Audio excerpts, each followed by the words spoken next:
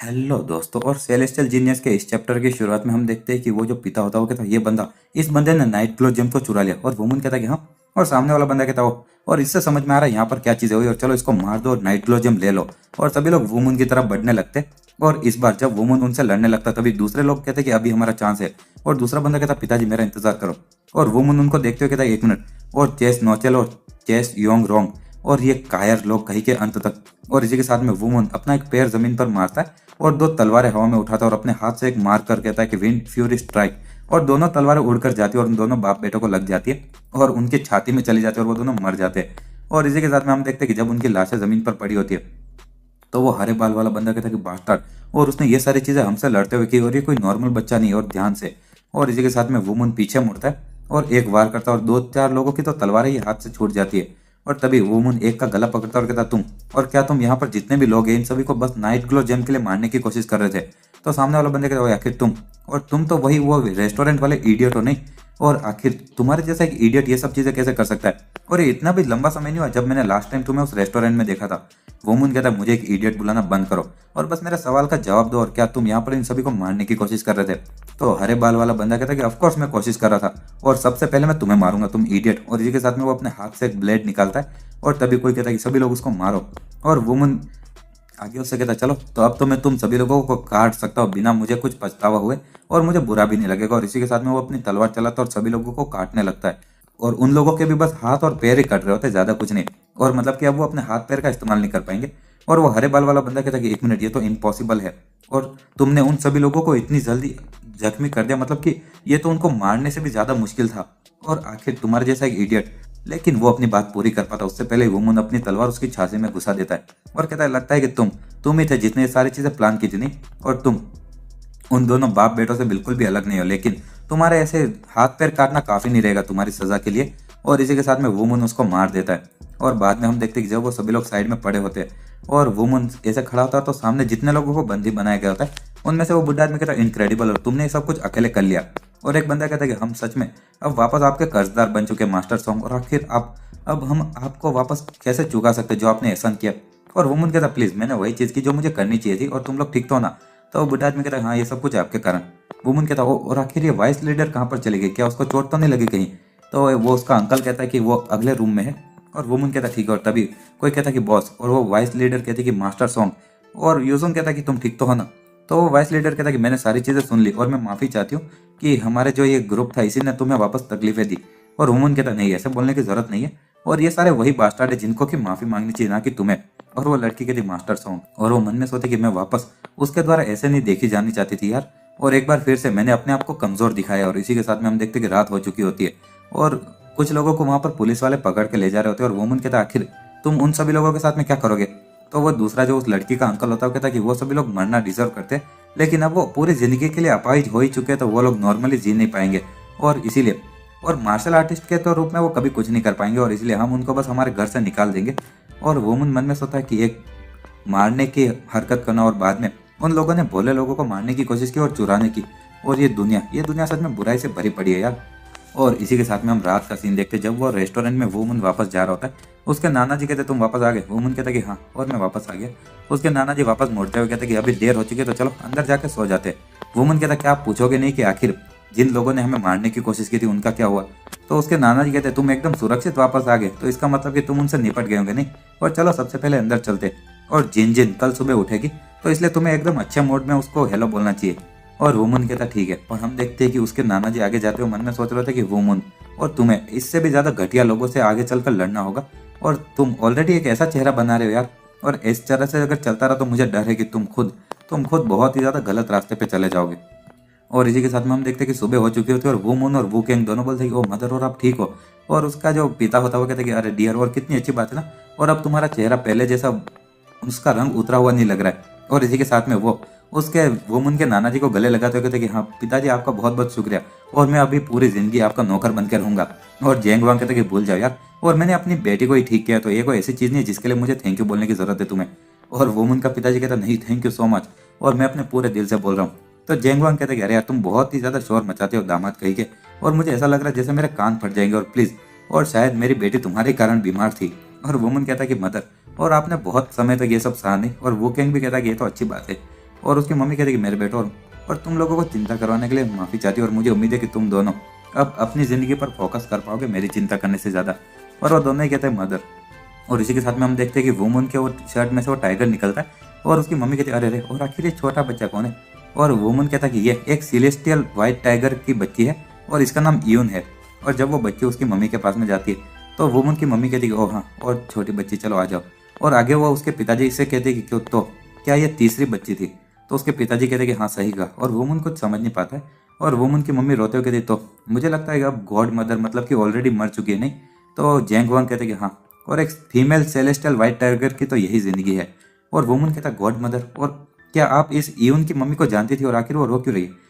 तो जेंग वांग कहता है कि जिन जिन की जो मम्मी थी वो बहुत ही ज़्यादा कमज़ोर थी और उसको जन्म देने के बाद में वो गुजर गई थी। और बाद में मैं जिन जिन के साथ में एक वैली के अंदर रहता था जब तक कि वो 10 साल की हुई। और उसकी मम्मी आगे बताती है कि वहाँ पर एक सेलेस्टियल व्हाइट टाइगर थी जो कि वहाँ पर रहती थी। और वो सेलेस्टियल व्हाइट टाइगर वो मेरी गॉड मदर थी और उसने मुझे खाना खिलाया और मुझे बड़ा किया, भले मैं एक इंसानी बच्ची थी और वो मेरे लिए मेरी मम्मी के जैसी थी एकदम। और आगे वो कहते हैं कि मैंने उसको वापस देखा नहीं जब मैं यहाँ पर उस आयरन ब्लेड हाउस में वापस गई थी, लेकिन उसके बाद में और वो उस बच्चे को देख रही होती। और वुमन के पिताजी कहते डियर, और मैंने इसके बारे में कभी नहीं सुना। तो उसकी वो मम्मी कहती कि तुम्हें भी अच्छे से पता है ना डियर, और मैं हमारे परिवार को एक सामान्य जिंदगी देना चाहती थी और इसीलिए मैंने ये सारी चीज़ों की बात नहीं की। और वुमन कहता मदर, और वो किंग भी वो सब सुन रहा होता है। और आगे जैंग वांग कहता है कि जब तीसरे बच्चे का जन्म होता है तो जो मदर टाइगर होती है वो मरती है और इसीलिए उनको अपनी माँ का प्यार बहुत ही कम समय के लिए मिलता है। और इसीलिए उनको अपनी मम्मी को सबसे ज़्यादा वो उनको याद आती है और वो सबसे पहले, और दूसरे जो बच्चे होते हैं उनसे ज़्यादा उनको प्यार कभी मिल नहीं पाता और ज़्यादा याद करते हैं। और जो तीसरा बच्चा होता है वो हमेशा सबसे ताकतवर होता है और उसको सबसे कम प्यार मिलता है। और चलो, और उसको अच्छे से बड़ा करना, और मैं पक्का कह सकता कि वो तुम्हारी सबसे ज़्यादा वफादार रहेगी जिससे भी तुम कभी मिलोगे उससे भी ज़्यादा। और वुमन कहता है कि मुझे तुम्हारे भूतकाल के बारे में पता नहीं था मदर, और इसीलिए नाना जी ने मुझे यहाँ पर इस यून को साथ में रखने के लिए कहा। और आगे वो उस बच्ची को देखते हुए कहता मुझे लगता है कि मैं अब उसको अपने एक परिवार की तरह ट्रीट करूंगा आगे से। और इसी के साथ में जैंग वांग कहता है तो आखिर अब तुम क्या करोगे वुकेंग, और क्या तुम वापस अपने माउंट वा ग्रुप में चले जाओगे। वुकेंग कहता है कि हाँ, और मैं बहुत ही लंबे समय से गया हुआ था तो मुझे अभी जाने का समय हो चुका और इसलिए, और लगता है कि मदर भी अब ठीक हो चुकी है तो मैं जाता हूँ। और उसकी मम्मी भी कहती है ठीक है चलो, और अब मेरे जो ची के पैनल्स है वो सब खुल चुके हैं तो अब लगता है कि मैं अपनी बॉडी में ची को अच्छे से फ्लो कर सकती हूँ। जैंग वांग कहता है कि बिल्कुल, और मैंने एब्सोल्यूट क्लीनिंग की थी तुम्हारे शरीर में तो ये तो होना ही था, और ये बहुत ही ज़्यादा लंबा समय हो चुका है जब से कि तुम्हारे चोट लगी हुई थी, तो इसीलिए तुम्हारी जो चीज सर्कुलेट होना बहुत लंबे समय से बंद हो चुकी थी तो थोड़ी मुश्किल हो सकती है। तो उसकी मम्मी कहती ठीक है चलो, और मैं भी अब वापस मुझे अब शुरू करना होगा अपने बच्चों के लिए तब तो। और जेंग वांग के तक तो तुम वापस ट्रेनिंग के बारे में प्लानिंग कर रही हो। और इसी के साथ हमारे उनकी मम्मी बोल रही होती तो चलो, और मुझे अपने बच्चों के लिए वापस वो शुरू करना होगा। तो उसके पिताजी बोलते तो क्या तुम वापस ट्रेनिंग के बारे में प्लान कर रही हो। तो वो वुमन की मम्मी बोलती कि हाँ, और मैंने कभी भी मुरिम की दुनिया के साथ में इन्वॉल्व होने के बारे में सोचा था कि मैं कभी नहीं होंगी इसमें, लेकिन अब मुझे लगता है कि मेरे दोनों बेटे ऑलरेडी मुरिम का एक हिस्सा बन चुके तो अब कुछ नहीं हो सकता और मुझे भी उनके लिए कुछ तो करना होगा नहीं। और वुमन और वुकेंग कहता है कि वाह मदर, और जैंग वांग कहता है कि बहुत अच्छे, और तुम्हारी जो एबिलिटी और टैलेंट को देखते हुए कुछ ज़्यादा समय नहीं लगेगा जब तक कि तुम पिछली बार अपने भूतकाल में जितनी ताकतवर थी उतनी ताकतवर जल्दी हो जाओगी। और तभी वुमन के पिताजी कहते हाँ, और अब जब मेरी बीवी वापस हेल्थी हो चुकी है तो अब कुछ फर्क नहीं पड़ता है कि आखिर वो क्या करती है, और अगर तुम ट्रेनिंग वापस शुरू करने वाली हो तो मैं बहुत ज़्यादा खाना बनाऊंगा तुम्हारे लिए, और ताकि तुम्हारी बॉडी के लिए जो अच्छा रहे ऐसा खाना। और वहाँ से वो भागता कहता प्लीज़, और यहाँ पर इंतजार करिए पिताजी, और मैं आपके लिए कुछ खाना बनाता हूँ जिससे कि आपका मूड अच्छा हो जाएगा। और वहाँ से वो भागने लगते हैं और वुमन और वुकेंग भी कहते हैं कि हम भी आपकी मदद करेंगे पिताजी। जैंग वांग कहता है कि आखिर ये इतना जोर से चिल्लाने वाला बीस्ट और ये जानवर मेरी हस्बैंड कैसे बन गया। तो वो उसकी बेटी बोलती क्या आप उसका वो चार्म नहीं देख सकते हो, कितना चार्मिंग है। तो उसके पिताजी कहते कहाँ, किधर, मुझे तो नहीं दिख रहा। और आगे हम 4 दिन बाद का सीन देखते हैं जहाँ पर कि वो उनकी मम्मी अपनी 2 उंगलियों पर खड़ी होती है और उसके पैरों के ऊपर एक बड़ा सा पत्थर होता है। और जैंग वांग कहता है कि भले ही जो तुम्हारे ची चैनल से वो खुल चुके हैं लेकिन फिर भी ये अभी बस तुम्हारे जो घाव है उनको ही हमने ठीक किया और तुम्हारी बॉडी अभी बहुत ज़्यादा कमज़ोर होगी। तो क्या तुम्हें पक्का कह सकते हो कि तुम वापस इतनी जल्दी इतनी खतरनाक ट्रेनिंग शुरू कर रही हो। तो वुमन की मम्मी कहती है कि भले वुमन और वुकेंग उनको ट्रेन किया गया लेकिन मेरे जो हस्बैंड है वो बहुत ही ज़्यादा पावरलेस है और मुझे ताकत चाहिए ताकि मैं उसकी रक्षा कर सकूँ जस्ट इन केस। और अब जब आप भी यहाँ पर आ चुके तो हमें पता नहीं कि हमारे साथ में अब क्या ही हो सकता है। तो उसके पिताजी कहते हैं सॉरी, और मेरी जो एग्जिस्टेंस है वही तुम्हारे लिए मुसीबत है और मुझे तो पैदा ही नहीं होना चाहिए था। वुमन की मम्मी कहती माफ़ी मांगना बंद करो, और अगर तुम कभी पैदा नहीं हुए होते तो मैं भी नहीं होती नहीं, और मैं तो बस ऐसा बोल रही हूँ कि मुझे अपने हस्बैंड की रक्षा करनी है। तो जैंग वांग कहता है कि ओह हाँ जिन जिन, लेकिन जितना मैं कह सकता हूँ, मैं कॉन्फिडेंस से कह सकता हूँ कि जो तुम्हारा हस्बैंड है वो एक बहुत ही ज़्यादा इनक्रेडिबल योद्धा के परिवार का बेटा है। और जिन जिन वापस वो पत्थर नीचे रखती है और उस पर बैठते कहते हैं हाँ, और आखिर आपका मतलब क्या है? जैंग हुआंग कहता है कि जो तुम्हारा हस्बैंड है उसकी बहुत ही ज़्यादा एक्सीलेंट सहने की ताकत है, नहीं, और इस पॉइंट पर कि वो बहुत ही ज़्यादा ऐसा मान ही नहीं सकते कि उसने कभी ची की ट्रेनिंग ना की हो। और वो जिन जिन मन में सोचते हैं कि हाँ, और कभी कभी वो खराटे लेता तो ऐसा लगता है जैसे मेरे कान ही फट जाएंगे और मुझे उसकी नाक काटने का मन होता है। और वो कहते हैं कि हाँ, कभी कभी मुझे भी ऐसा लगता है कि वो इंसान है कि नहीं, लेकिन मैंने सुना है कि कुछ लोग बहुत ही ज़्यादा भगवान जैसी ताकतों के साथ में पैदा होते हैं, तो मुझे लगा था कि वो भी उन्हीं में से एक होगा। तो जेंग हुआंग कहता है कि हाँ, वैसे लोग एग्जिस्ट तो करते हैं, लेकिन तुम्हारे हस्बैंड के पास में वो ताकत नहीं है।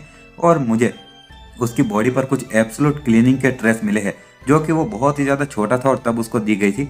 और ये बहुत ही ज़्यादा ताकतवर उसके अंदर की ची भी है जो कि उसके अंदर बची हुई है। तो उसकी बीवी कहती ये तो इम्पॉसिबल है, कैसे?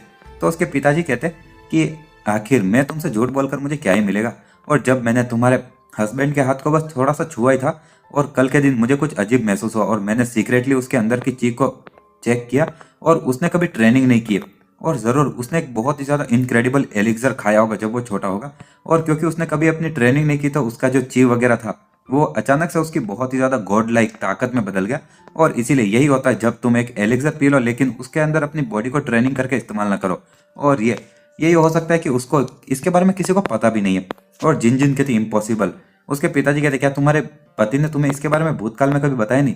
तो जिन जिन कहती अब जब आप बता रहे हो तो उसने कहा था कि उसे बस एक ही समय याद है कि जब वो अनाथ होकर इस गांव में आया था, उससे पहले कि उसको कोई चीज़ याद नहीं है। तो उसके पिताजी कहते मुझे पता था, और जो तुम्हारे हस्बैंड है उसके भूतकाल का कोई बहुत बड़ा सीक्रेट है। और हम देखते कि वो उनके पिताजी कहीं सॉल्ट बे की तरह नमक डाल रहे होते। और आगे जैंग वांग कहते कि वेल चलो, और ये सारी चीज़ें हम धीरे धीरे पता करेंगे।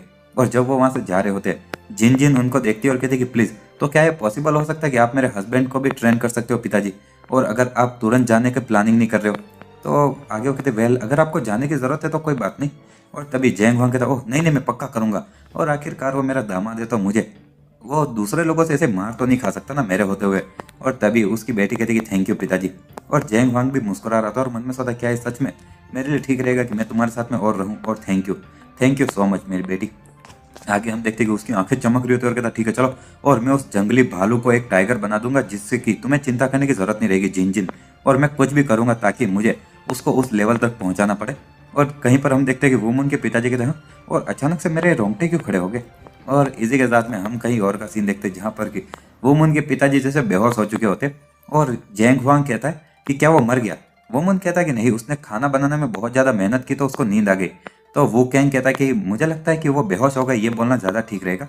और जैंग हुआंग कहता है चलो फिर भी ये खाना सच में बहुत ही ज़्यादा डिलीशियस है यार, और खाने के बाद में मुझे इतनी ज़्यादा एनर्जी लग रही है अपने शरीर में, और लगता है कि मेरा दामाद काफ़ी ज़्यादा काबिल है।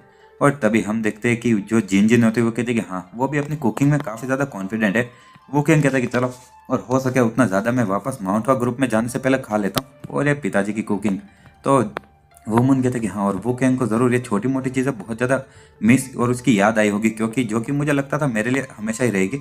और उसके पिताजी एकदम से नींद से खुलते और कहते कि मापा टोफू और पनीर वाली फिश स्टाइल। तो दूसरे वो सभी लोग खाते हुए चौंक जाते और कहते आखिर ये क्या था। और आगे वुमन के पिताजी कहते कितना खतरनाक लड़ाई थी नहीं। और जेंग वांग कहते कि आखिर ये पनीर फिश स्टाइल किस तरह की फिश स्टाइल है इस दुनिया में। तो वो वुमन के पिताजी कहते ओ पिताजी, और क्या ये खाना आपको पसंद आया? और अगर ऐसा नहीं है तो मैं वापस एक बार आपके लिए बना देता हूँ। तो जैंग वांग कहते कि अगर तुम वापस खाना बनाओगे तो तुम मर जाओगे। और चलो एक चीज़ है जो कि मैं तुमसे पूछना चाहता था। जिन जिन कहते आखिर क्या? जैंग वांग कहता कि मैं ये सोच रहा था कि आखिर तुम सभी लोग यहाँ से वापस मूव करना चाहोगे? तो वुमन के पिताजी कहते मूव? जिन जिन कहते क्या आपका मतलब कि हम लोग आयरन ब्लेड हाउस पे वापस चले जाए ऐसा? और जैंग वांग कहते कि हाँ सही कहा, और जो अफवाह है वो बहुत ही ज़्यादा तेज़ी से फैलती है। तो अभी बस कुछ ही समय की बात होगी कि सभी को ये पता चल जाएगा कि पाम एम्परर का परिवार यहाँ पर इस जगह पर रहता है, और इसलिए तुम लोगों का यहाँ पर रहना थोड़ा मुश्किल हो सकता है, क्योंकि हर किस्म के लोग यहाँ पर बाद में तुम्हें ढूंढते हुए आएंगे। और ज़्यादा इंपॉर्टेंट ये है कि तुम मेरी बेटी हो और साथ में मेरे दामाद और मेरे पोते भी हो, और ये परफेक्टली नॉर्मल है कि तुम मेरे क्लैन के अंदर मेरे साथ में रहो। और वुमन के पिताजी कहते क्या, और आखिर तुम्हारा क्या बोलना है डियर, और हम तुम्हारे डिसीजन को फॉलो करेंगे। वो कहेंगे और वुमन भी बोलते कि हाँ हम भी मदर के डिसीजन को फॉलो करेंगे।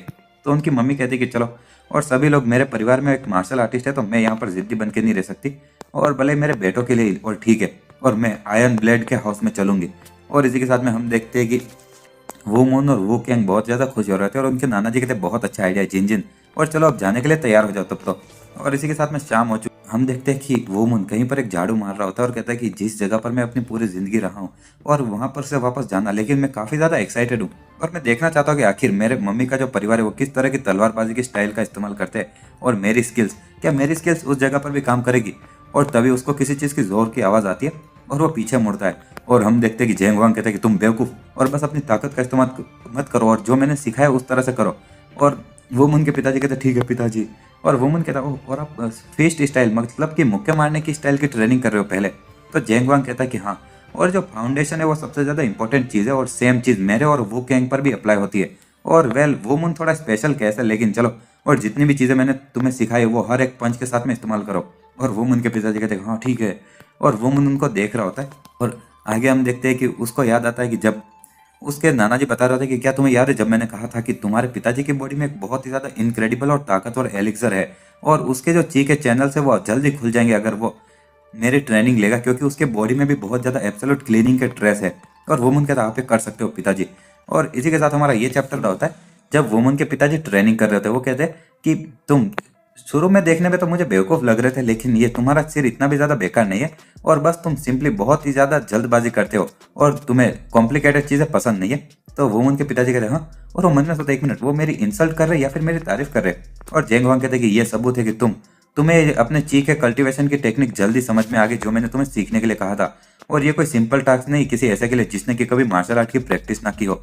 तो वो उनके पिताजी कहते तो क्या मैं कोई पैदाइशी जीनियस हूँ? तो वो जेंग वांग कहता नहीं, तुम नहीं हो, बिल्कुल भी नहीं हो, एक जीनियस तो कभी नहीं। और आगे वो बहुत ज्यादा गुस्सा हो रहे होते।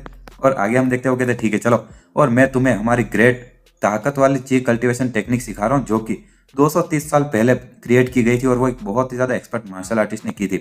और चलो, और जो मेरी खुद की फिस्ट स्टाइल है जो कि 36 रास्तों वाली स्टील डिस्ट्रक्शन फिस्ट है, और ये दोनों ही बहुत ही ज्यादा खतरनाक और ताकतवर कल्टीवेशन टेक्निक है और बहुत ही ज्यादा ताकतवर भी। और इसीलिए तुम ये जब सीखो तो अपना पूरा दिमाग लगाना। तो वुमन के पिताजी कहते हाँ ठीक है पिताजी। और वुमन कहता कि वाह, और ग्रेट स्ट्रेंथ जी कल्टीवेशन और साथ ही में स्टील डिस्ट्रक्शन फिस्ट। और इसी के साथ में हमें बताया जाता है कि जो पाम एम्परर था और जेंग वांग उसने अपने बेटे और उसके दामाद और उसके दोनों पोतों सभी को ट्रेनिंग किया हर एक दिन, और उसके कारण दोनों वुमेन और वो कैंग उन दोनों ने ही बहुत ही ज्यादा वो ची कल्टीवेशन और स्टील डिस्ट्रक्शन फिस्ट वो टेक्निक सीख ली थी, जिससे कि उनकी बहुत ज्यादा मदद होने वाली थी। और जो वुमन था उसने अपना जो फ्री टाइम था वो अपनी वो सेलेस्टियल मास्टर की इमोर्टल आर्ट को ट्राई करने में बिताया और अपने दिमाग के अंदर एक नया मार्शल आर्ट बनाने में, और अनगिनत बार और अनगिनत चीजें उसने विजुअलाइज की और वो अपने दिमाग में बनाई। और तभी हम देखते हैं कि जेंग वांग वहां से जाते हुए कहते कि वाह, और ये तो एक मॉन्स्टर है यार और काफी ज्यादा इनक्रेडिबल, भले मेरे पोते की ही बात करूं। और वुमन के पिताजी कहते आखिर आपका मतलब क्या है? जेंग वांग कहता है कि वो कुछ ही समय में मेरे जितना ताकतवर हो जाएगा, मेरे इक्वल। और आगे वो उसको देखते हुए कहते कि हाँ, और वो मेंटली ट्रेन करा और मेरी और वो स्पेयर डिमन की लड़ाई को बार बार याद करके और अनगिनत बार। और इसी के साथ में हम देखते हैं कि वुमन हवा में उड़ने लगता है। जेंग वांग कहते कि हे भगवान, ये तो रिडिकुलस है यार। और वुमन के पिताजी के एक मिनट वो हवा में उड़ रहा है। और हमें बताया जाता है जब वुमन ये उसके नाना जी और स्पेयर डिमन के बीच की लड़ाई को बहुत ही ज्यादा अच्छे से एनालाइज कर रहा था अपने दिमाग में बार बार, तो वो बहुत ही ज्यादा हाई लेवल का कॉन्सेप्ट फील कर सकता था मार्शल आर्ट के ज्ञान का। और जो उसे एनलाइटमेंट मिली थी उसके कारण वुमन की बॉडी अभी हवा में उड़ने लगी थी उसके पता लगे बिना, और उसकी जो सेलेस्टियल ब्रश वाली स्वॉर्ड स्टाइल थी वो एक कदम और ज्यादा ताकतवर बन चुकी थी। और साथ ही में अलग अलग जो इमोर्टल आर्ट था वो भी बहुत ज्यादा उसके अनुसार ताकतवर बन रहा था, और इसीलिए वुमन एक समाधि की उड़ने वाली पोजीशन में जा चुका था। वुमन के नाना जी कहते तो इसको तुम एक जीनियस बुला तो समझे। और वुमन के पिताजी कहते आपका मतलब कि मैं? तो वो नाना जी कहते तुम बेवकूफ, तुम नहीं, और चलो अब समय बर्बाद करना बंद करो और जाकर ट्रेन करो। और वुमन के पिताजी कहते ठीक है। आगे हम देखते कि वुमन उठता और कहता कि वाह, और ये ऐसा लग रहा है जैसे कि मेरे अंदर वापस कुछ बदल गया। और इसी के साथ 10 दिन बीत जाते और वुमन कहता कि अब बस 5 दिन और बचे हैं और चलो लगता है कि मैं नोबल लीग के इस व्यापारी ग्रुप को अपना अलविदा बोलकर आता हूँ। और मैंने सुना तो था कि अब इनके पास में बस 23 ही लोग बचे हैं, क्योंकि पहले जो बास्टार्ड थे उन्होंने उन पर हमला किया था, और मुझे उम्मीद है कि लीडर की हालत ठीक होगी।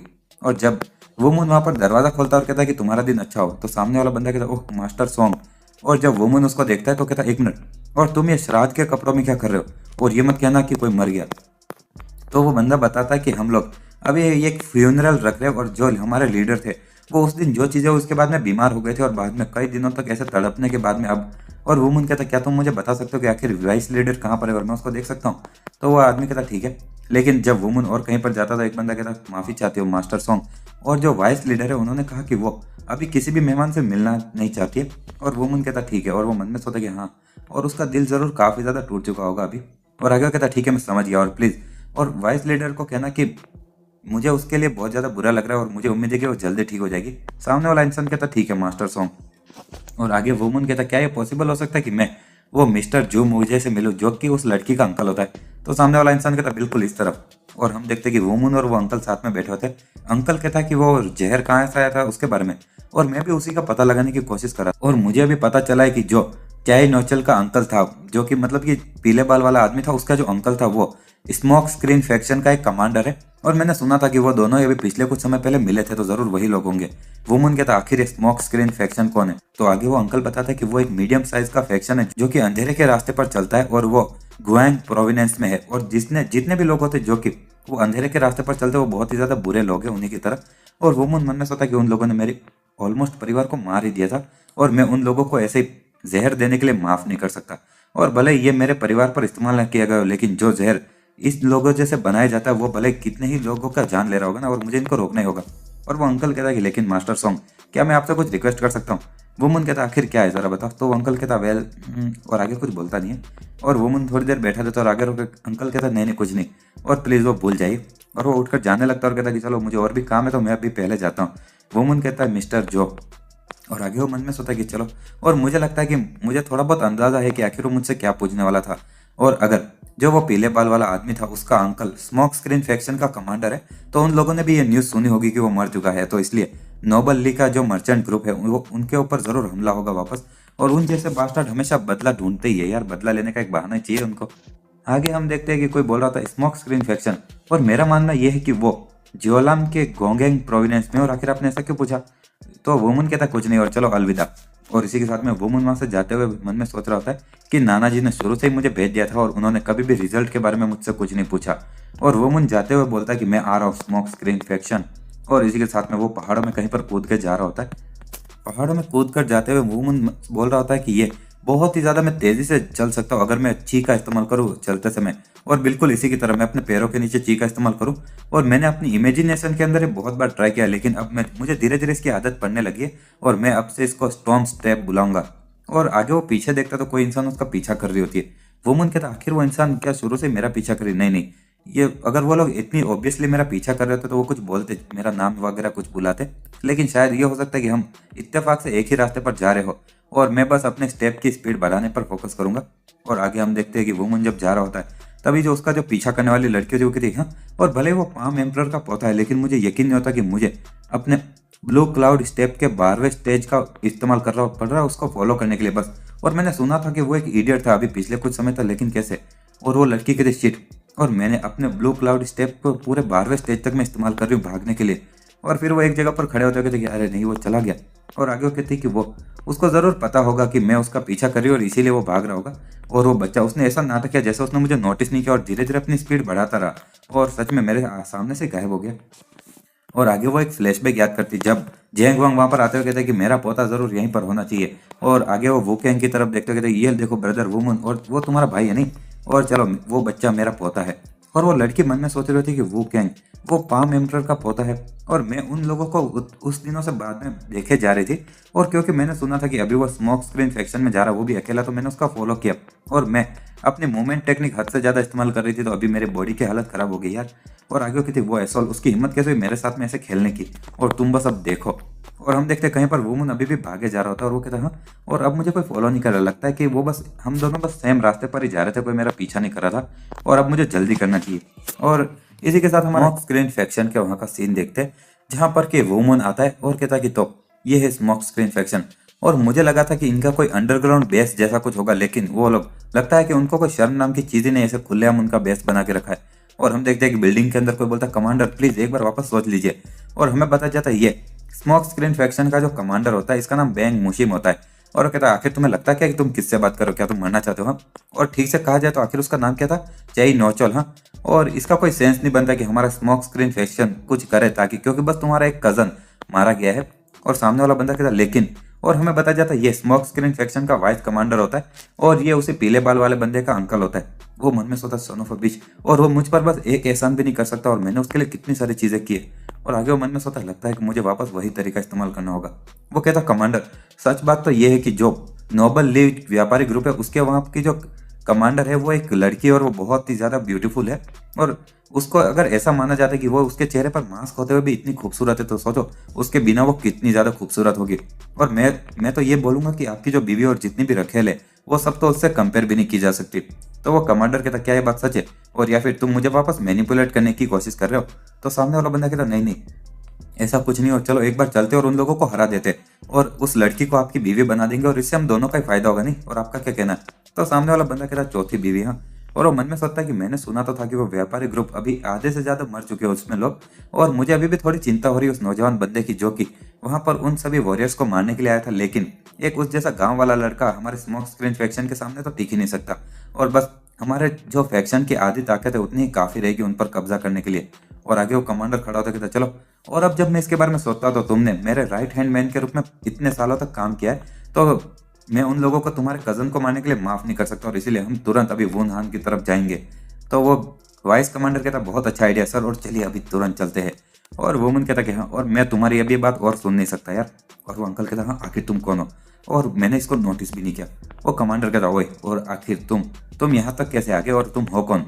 वुमन कहता मैं वो बंदा हूँ जो कि यहाँ पर तुम्हारे स्मोक स्क्रीन फैक्शन को डिस्ट्रॉय करने के लिए आया हूँ। तो वो कमांडर कहता ये सन ऑफ अ बिच, ये क्या पागल हो चुका है क्या?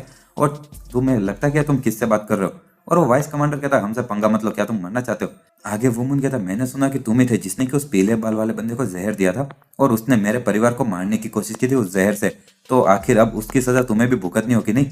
और वो वाइस कमांडर कहता तुम वही बच्चे हो। लेकिन तभी वुमन उसका गला पकड़ लेता है और वो बंदा कहता हाँ आखिर ये कब? और वो कमांडर कहता ये कोई नॉर्मल बच्चा नहीं है।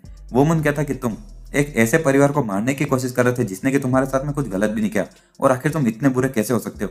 तो वो सामने वाला बंदा कहता रुको रुको, और तभी कुछ सिपाही आते दरवाजा खोलकर और कहते आखिर चल क्या रहा कमांडर? और हमने कुछ आवाज सुनी।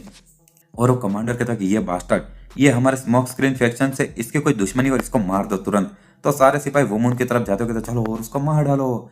और वुमन कहता कि ये लोग हमेशा झुंड में ही आते, और वो भी अपनी तलवार निकालता है और उस कमांडर को छोड़कर और बाकी सभी लोगों को मारने लगता है एक और बेहोश कर डालता है।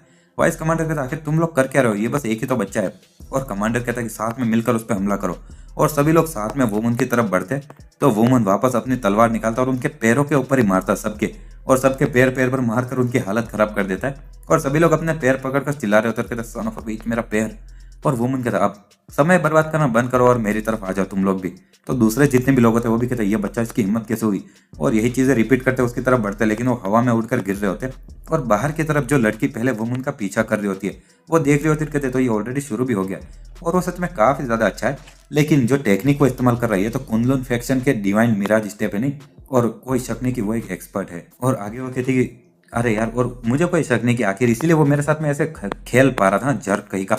और तभी हम वापस देखते हैं कि वुमन के वहां का सीन, सभी लोग अपने पैरों पर पकड़कर बैठे होते हैं, और एक बंदा कहता कमांडर, और ये बच्चा हमारी ताकत से ऊपर का है। और वो कमांडर कहता तुम घटिया बेवकूफो कहीं को, और बस तुम एक बास्टर्ड से हार गए सभी लोग। और वाइस कमांडर कहता कि कमांडर प्लीज, और उस बच्चे को मार दीजिए। और वुमन कहता तुम लोग अभी यहाँ पर देखना बंद करो और मेरी तरफ आओ। कमांडर कहता कि हाँ, और ऐसा मेरे वहां पर जाकर इस जैसे छोटे बच्चे को हराने का कोई पॉइंट नहीं है, और वाइस कमांडर जाओ और तुम इससे निपटो। वाइस कमांडर कहता हाँ क्या मैं? और तभी वुमन अपनी जगह से गायब होता है और अपनी तलवार से उस वाइस कमांडर के कंधे पर एक मारता है। और हमें बता दो अभी तक उसने अपनी तलवार से मयान को हटाया तक नहीं है, और ऐसे उन लोगों को किसी को खून तक निकला अभी तक। और वो वाइस कमांडर कहता अरे नहीं मेरा कंधा अलग हो गया। और वुमन कहता अब बस तुम ही अकेले बचे हो। तो वो कमांडर अपनी कुल्हाड़ी से हमला करता है, कहता बहुत अच्छे बच्चे, लेकिन तुम मेरी कुल्हाड़ी के सामने अपने आप को डिफेंड नहीं कर पाओगे। और वुमन उसके सामने डॉज किए जा रहा था उसकी कुल्हाड़ी को, और दूसरे लोग कहते जैसी उम्मीद थी कमांडर से, और वो उस सामने वाला बास्टर्ड को वापस हमला करने का एक मौका भी नहीं दे रहे। और दूसरा बंदा कहता कि वो एक चूहे की तरह डॉज किया जा रहा है बस। और वुमन वो देखते हो कहता इम्पॉसिबल। और वो कमांडर कहता क्या हुआ, और तुम डरे हुए लग रहे हो, और फाइनली क्या तुमने रियलाइज किया कि असली डर क्या होता है? और वुमन मन में सोचा क्या बस इतना ही? और मुझे लगा था कि जो स्मोक स्क्रीन फैक्शन का कमांडर होगा उसके अंदर कोई छुपी हुई ताकत होगी, लेकिन उसके जैसा कोई कमजोर इंसान, ये कारण है कि बहुत सारे लोग जहर से मारे गए, और ये तो कितनी बेकार चीज है। और तभी वो अपनी तलवार की मयान हटाता है और सामने वाले बंदे की कुल्हाड़ी को काट देता है। और वो बंदा वो कमांडर देखता रह जाता है और वुमन कहता है तुम आज के बाद में वापस कभी बोल नहीं पाओगे और ना ही अपने हाथों में कुल्हाड़ी ले पाओगे। और उसके शरीर के कुछ हिस्सों पर वार करता है और बाद में उसके हाथ मुंह वगैरह टूट जाते हैं, जबड़ा वगैरह, और वो कमांडर कुछ बोल भी नहीं पाता है। वाइस कमांडर कहता है अरे नहीं हमारे कमांडर, दूसरे लोग कहते हैं इम्पॉसिबल, और आखिर उसने उसको कैसे हरा दिया। और वुमन उस वाइस कमांडर से कहता है कि ओए, और वाइस कमांडर कहता है आखिर क्या हुआ सर। वुमन कहता है कि वो जहर आखिर वो किसने बनाया था, क्या वो तुमने बनाया था। तो वो वाइस कमांडर कहता है उसके बारे में वो, और लेकिन तभी एक हम देखते हैं सुई आती है और वो वुमन के गले में लगती है। और वुमन कहता है एक मिनट, और ये जहरीली सुई। और सामने वाला वाइस कमांडर कहता है और तुम फंस गए नहीं। और वुमन कहता है शिट, और वो मन में सोचता मैंने अपनी सावधानी हटा ली थी यार, और मैं थोड़ा लापरवाह था। और बाद में वो सुई को बाहर निकालते हुए कहता है कि मैं अपने अनब्रेकेबल सेलेस्टियल मास्टर के इमोर्टल आर्ट का इस्तेमाल करूंगा इससे पहले कि जहर फैल जाए, और अपने ची का इस्तेमाल करता है और जिससे कि वो सुई भी गायब हो जाती है और वो जहर भी हट जाता है। और वुमन कहता तो तुम वहां पर हो, और इसी के साथ में वो एक बंदे की तरफ बढ़ता है और उसका गला पकड़ लेता है। सामने वाला इंसान कहता आखिर तुम्हें कैसे पता चला। वुमन कहता है कि तुम्हारे शरीर के अंदर से जहर की गंध आ रही है और तुम्ही ने वो जहर बनाया था राइट। सामने वाला बंदा कहता है कि क्या जहर तुम पर काम नहीं करता क्या, और आखिर कैसे। वुमन कहता है क्या तुमने कभी ये सोचा भी है कि जो तुम जहर बनाते हो वो कितना ज्यादा खतरनाक है और उसके कारण कितने लोग उनकी हालत खराब होती है और मारे जाते हैं। और सामने वाला बंदा कहता मैंने वही चीज की थी जो मैं कर सकता था। वुमन कहता तो मैं ये पक्का करूंगा कि तुम ये वापस कभी ना कर पाओ। और इसी के साथ में वो सामने वाले बंदे के दोनों हाथ और पैरों को काट देता है। और बंदा कहता अरे नहीं मेरे हाथ में हिला नहीं पा रहा हूँ। और इसी के साथ में वुमन कहता है कि अगर मेरे पिताजी या भाई ने वो जहर पिया होता तो वो पक्का मारे जाते, और मैं तुम्हारी जान लेना चाहता हूँ तुरंत, लेकिन तुम्हें खुश होना चाहिए कि मैं तुम्हारी जान ले नहीं रहा हूँ। और उस बंदे को नीचे फेंक देता है। वो वाइस लीडर वहां से जाते हुए सोचता है कि अब मेरा चांस है और सन ऑफ ए बीच में ये कभी नहीं भूलूंगा। तो वुमन उसके पीछे आते हुए कहता है आखिर तुम कहाँ पर जा रहे हो। और सामने वाला वाइस लीडर डर जाता है। वुमन कहता है कि अब जब मैं इसके बारे में सोचता हूँ तो तुम तो और भी घटिया इंसान हो, और आखिर तुम जहर इस तरह से किसी को भी कैसे दे सकते हो, अनफॉरगिवेबल। और वाइस लीडर कहता है कि एक मिनट रुको मैं और तभी वुमन उसका बचा हुआ कंधा तोड़ते हुए कहता है अब मैं तुम्हारा दूसरा कंधा भी तोड़ दूंगा और मैं तुम्हारी जिंदगी नहीं ले रहा हूँ, और लेकिन अगर तुम ऐसी घटिया चीजें वापस करोगे तो मैं तुम्हें कभी माफ नहीं करूंगा। और वो वाइस कमांडर कहता समझ गया सर, और प्लीज मेरी जिंदगी छोड़ दीजिए। और वुमन कहता यहाँ पर जितने भी लोग हैं सब लोग सुन लो, और ये मैं आज के दिन तो इसको ऐसे छोड़कर जा रहा हूँ, लेकिन अगर तुम कभी भी नोबल लीग व्यापारी ग्रुप को चोट पहुंचाओगे और या फिर वुनहान में कभी भी आओगे तो मैं वापस आकर हर एक को मार दूंगा, और मेरे शब्द याद रखना, समझ गए। और सभी लोग कहते हैं ठीक है सर। और इसी के साथ हमारा ये चैप्टर की शाम हो चुकी होती है और वुमन वो वहां पर स्मोक स्क्रीन फैक्शन के सामने वाला गेट तोड़कर बाहर निकलता है और गुस्से में बोल रहा था कि मैं सच में उन सभी लोगों को नर्क में भेजना चाहता हूँ, लेकिन फिर भी, और मैं भी उन जैसा बनना नहीं चाहता, और इसीलिए अभी के लिए इतना काफी होगा। और जब वो सामने देखता है तो 3 लोग खड़े होते और एक बंदा कहता है ये इंसान जो कि स्मोक स्क्रीन फैक्शन को तोड़कर निकला है, नहीं मेन गेट से। और वुमन उनको देखते हुए सोचता है आखिर ये लोग कौन है, और क्या वो लोग भी स्मोक स्क्रीन फैक्शन से जुड़े हुए क्या। और वो लोग ताकतवर तो है लेकिन मुझे उनके अंदर से किसी तरह की बुराई महसूस नहीं हो रही है। और इसी के साथ में हम देखते हैं कि वो जो लड़की वुमन का पीछा कर रही होती पहले, वो कहते तुम विंड ब्लेड ग्रुप हो राइट, और तुम बहुत ज्यादा देरी से आए हो। अनफॉर्चुनेटली वो जो इंसान है उसने ऑलरेडी स्मोक स्क्रीन फैक्शन को हरा दिया है और खत्म कर दिया है। वुमन कहता हाँ तुम। और आगे हमें थोड़ा इन्फॉर्मेशन बताई जाती है कि जो जस्टिस कोलाइजेशन है, मतलब जस्टिस एक्ट, इसमें अलग अलग लीग है जो उभरते हुए सितारों की बनी होती है और जो कि 30 साल से कम उम्र के होते हैं। और उसमें 5 ब्लेड है जो कि हेवनली जस्टिस की है, और गोल्डन ब्लेड ग्रुप, इसी तरह से विंड ब्लेड, फ्लेम और पानी और अलग अलग लकड़ी वगैरह ऐसे। और ये जो लीग है ये 5 डिफरेंट ग्रुप से बनी होती है, और उनमें से जो ज्यादातर होते हैं उनमें से एक जो हेड होता है वो हेवनली जस्टिस का अभी का जो है वो ब्लेड लीडर है। और जो क्वांटिपल ब्लेड लीडर है वो हर 3 साल में चुना जाता है, और वो अलग अलग मेंबर की ताकत और अचीवमेंट देखकर उनमें से एक को चुना जाता है। तो जितने भी 5 ब्लेड ग्रुप के जो मेंबर होते हैं वो हमेशा बिजी रहते हैं कुछ ना कुछ अचीवमेंट हासिल करने के लिए। और ये नेचुरली था कि उनके ग्रुप के बीच में इतना ज्यादा कंपटीशन होगा, और क्योंकि एक जो लीडर होता है वो लीडर बनना एक सबूत होता था कि तुम ये उभरते हुए सितारों में सबसे ज्यादा ताकतवर लोग में से एक हो। लेकिन जो विंड ब्लेड ग्रुप था वो बाकी सबसे अलग था, और इसके जितने भी मेंबर्स थे वो बहुत ही ज्यादा अलग थे और उनकी बॉडी थोड़ी कमजोर थी। लेकिन और विंड ब्लेड ग्रुप के एक भी मेंबर ने कभी ये रिजल्ट वगैरह पाने के बारे में सोचा भी नहीं था, बस ये एक जिहान नाम का जो लड़का था उसके सिवाय, और जो कि बस चीफ था और एक इस ग्रुप में सबसे ज्यादा अच्छा सा इंसान था। और वो इन दोनों बंदों को भी अपने साथ में जबरदस्ती लेकर आया था, मोबी और पैंग को। और तो ये सिचुएशन उसके लिए बहुत ज्यादा गुस्से वाली थी। एक बंदा कहता है वो कितनी शर्म की बात है नहीं, और हमारे चीफ यहाँ पर इतनी दूर तक आए और इतनी ज्यादा पॉइंटलेस चीज के लिए, और हमारा समय बर्बाद हो गया। और वो चीफ मन में सोता ये बच्चा, और वो कहता ओए क्या तुम थे जिसने कि स्मोक स्क्रीन फैक्शन पर हमला किया। और वुमन मन में सोता हाँ, और वो तो ऐसे बोल रहा है जैसे कि मैंने कोई गलत काम किया हो। वुमन कहता सही कहा। सामने वाला इंसान कहता तुम्हारा नाम क्या है। तो वो कहता है कि मेरा नाम सोंग वो मून है। और वो कहता है सामने वाला इंसान कि तुम्हारा फैक्शन। वुमन कहता फैक्शन, मैं किसी फैक्शन में नहीं। तो सामने वाला इंसान कहता तुम फैक्शन में तो तुम अकेले काम करते हो क्या? वुमन कहता कि मैं नोबल लीग के व्यापारी ग्रुप के अंदर एक बैग उठाने वाले बच्चे के रूप में काम करता था कुछ समय पहले तक। और एक इंसान हंसने लगता और कहता हम बैग उठाने वाला बच्चा। और वो चीफ कहता क्या तुम मेरा मजाक उड़ा रहे हो क्या? और मैंने ऐसी किसी ऑर्गेनाइजेशन के बारे में कभी नहीं सुना, और एक बस बैग उठाने वाला एक स्मॉल स्क्रीन फैक्शन को अकेले कैसे हरा सकता है? वुमन कहता ना ही मैं तुम्हें बेवकूफ बना रहा और ना ही झूठ बोल रहा हूँ। और सामने वाला बंदा कहता तुम्हारा मास्टर कौन है? वुमन कहता कि मेरा कोई मास्टर है तो सही, लेकिन मुझे उसका नाम नहीं पता है। सामने वाला बंदा कहता तुम्हें अपने मास्टर का नाम भी नहीं पता है? वुमन कहता करेक्ट, और मेरा मानना यह है कि वो 3 किंगडम वाले एरा मतलब कि इतने पुराने जमाने का है और वो ऑलरेडी स्वर्ग में पहुंच चुके होंगे, तो आखिर तुम बार बार में मुझसे ये सवाल क्यों पूछ रहे हो? और वो चीफ कहता है कि क्या तुम्हारे पास में कोई फैक्शन नहीं है, ना ही कोई मास्टर, और लगता है कि तुम मुझे बेवकूफ़ ही समझते हो और हर एक बार तुम झूठ बोले जा रहे हो, और इससे ये तो मुझे एक चुनौती के रूप में मैं लूंगा। और वुमन मन में सोचता है कि वो सच में एक बेवकूफ़ की तरह खुद ही अलग अलग जवाब बनाए जा रहा है अपने मन में, तो मैं भी अब अपने आप को और नहीं रोकूंगा। और वुमन कहता है कि मेरा मानना यह है कि मैंने जो कहा है वो झूठ नहीं है, तो आखिर तुम क्या बोलोगे? अगर मैं तुम्हें गुस्सा दिला रहा हूँ तो तुम क्या ही कर लोगे? तो वो चीफ कहता कि हाँ, और जरा इसको देखो तो सही, और तुम्हारी हिम्मत कैसे हुई मुझे गुस्सा दिलाने की? मैं जियाओ जिचियन जो कि विंड ब्लेड ग्रुप का एक चीफ हूँ। वुमन कहता हाँ, और क्या तुम्हें सच में अपने ही मुंह से यह बताना पड़ता है कि तुम उसके चीफ हो, और तुम्हें शर्म नहीं आती कि खुद की तारीफ खुद के मुंह से करते हो? और वो चीफ कहता है कि ठीक है चलो, और लगता है कि हमें इसी तरह से करना होगा, अपनी तलवार निकालो और मैं तुम्हारे अभी टुकड़े टुकड़े कर डालूंगा। और आगे हम देखते हैं कि पीछे एक बंदा सोच रहा होता है कि लगता है कि ये अपने आप को रोक नहीं पा रहा क्योंकि उसकी बेइज्जती हो रही मेरे और मूवी के सामने, और शायद ऐसा खास करके इसलिए क्योंकि वो स्मोक स्क्रीन फैक्शन को खुद नहीं हरा पाया, और लगता है कि मैं भी ये थोड़ी लड़ाई देखकर मजे करूंगा। और वुमन कहता है कि मैं अपनी तलवार निकालूंगा, और तुम कोई ऐसे नहीं है जो कि मेरी तलवार निकाल कर लड़ने के लायक हो, और चलो मुझे अलाउ करो कि मैं तुम्हारे जो विंड ब्लेड ग्रुप का चीफ है उससे मैं बस अपने मुक्कों से लड़ूंगा। तो वो चीफ कहता है कि हाँ, मैं पक्का करूंगा कि तुम अपने इन शब्दों पर पछताओ। और आगे कहता है अगर तुम यही करना चाहते हो तो मैं भी अपने हाथ से लड़ूंगा और मैं अपने एक पाम स्टाइल तुम्हें दिखाऊंगा। और वो जो लड़की होती है वो मन में सोचती कि जो विंड ब्लेड ग्रुप का चीफ है वो जियाओ क्लैन का है, और ज्यादातर उनके जो लोग होते हैं वो पाम स्टाइल का ही इस्तेमाल करते हैं। और वो मुन तुमने अभी जो मुक्के मारने वाली बात कही तुम्हें उस पर बहुत ज्यादा पछतावा होगा अब तो। इसी के साथ में हम देखते हैं कि वो चीफ एक गोल्डन सरपेंट प्लाम का इस्तेमाल करता है टेक्निक का, और वुमन उसके हमले को डॉज करता है, और मन में सोचता है कि ये जो पाम स्टाइल है ये बहुत ही ज्यादा मतलब कि ठीक ठाक ही है, लेकिन चलो अब देखते हैं कि आखिर मेरे नाना जी की पाम स्टाइल से कितनी ज्यादा अलग है। और आगे वो सामने वाला इंसान कहता है कि तुम बस डॉज करके नहीं जीतने वाले, और ये बस कुछ ही समय लगेगा, इससे पहले कि तुम थक जाओगे और मेरे हाथ से तुम्हें एक पड़ेगी।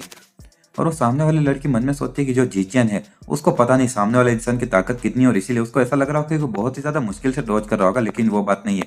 और ये जो चूहे जैसा बास्टर्ड है वो मून ये उस जीचियन की पाम स्टाइल को एनालाइज कर रहा है और सही पल का इंतजार कर रहा है। और आगे वुमन उसके हमले को देखते सोच रहा होता है कि अब मैं समझ सकता हूँ, और ये कारण कि उसके जो स्टेप्स एकदम से तेज हो जाते हैं, और ऐसा इसलिए क्योंकि ये अपने दुश्मन को एक दिशा में फंसाना चाहता है, और इसका मतलब कि जो पहले वाले कदम होते हैं और अभी वाले कदम सब कनेक्टेड है।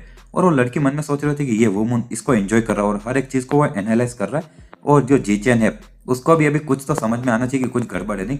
और वो चीफ मन में सोच रहा था एक मिनट रुको, और आखिर ये चल क्या रहा है, और मुझे गुस्सा आ रहा है यार, और ऐसा लग रहा है जैसे कि मुझे अपना वो किलिंग स्टेप इस्तेमाल करना ही होगा।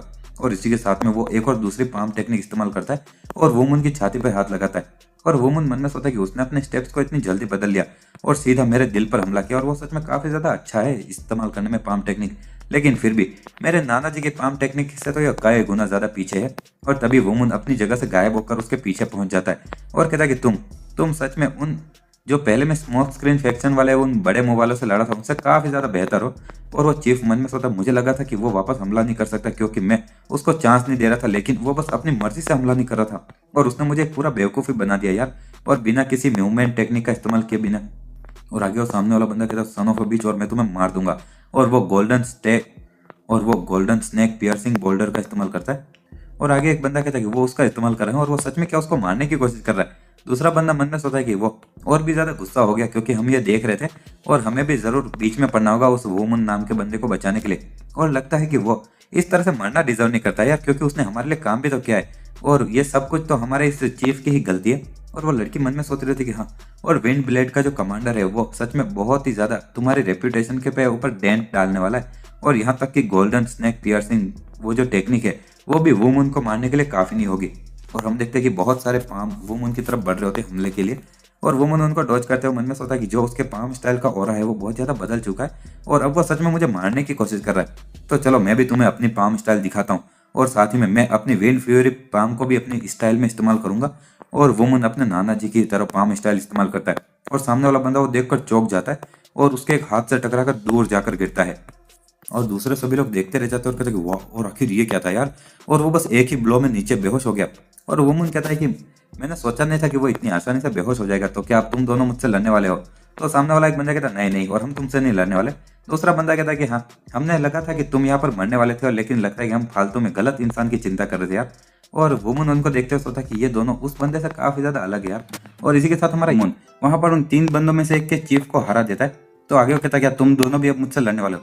तो एक बंदा कहता नहीं नहीं, हम तुमसे नहीं लड़ने वाले। और दूसरा बंदा भी काफी ज्यादा फ्रेंडली होता है। वुमन मन में सोचा कि ये दोनों उस बंदे से काफी ज्यादा अलग है यार। और आगे एक बंदा कहता अब मुझे इसको अपनी पीठ पर उठाकर जाना पड़ेगा यार, कितनी बेकार चीज है। और दूसरा बंदा कहता मुझे तुम पसंद आया और मुझे लगा था कि तुम मुझसे कमजोर थे जब मैंने सबसे पहले तुम्हें देखा, और उसके लिए मैं माफी चाहता हूँ। और मैं तुमसे वापस कभी लड़ना चाहूंगा अगर हम फिर कभी मिले, और चलो अगली बार मिलते हैं। और वहां से वो जाने लगते। वुमन कहता क्या, और वो लोग बस ऐसे ही जा रहे। और वुमन मन में सोता लेकिन फिर भी मैंने बहुत सारी चीजें सीखी थी उसकी पाम स्टाइल से।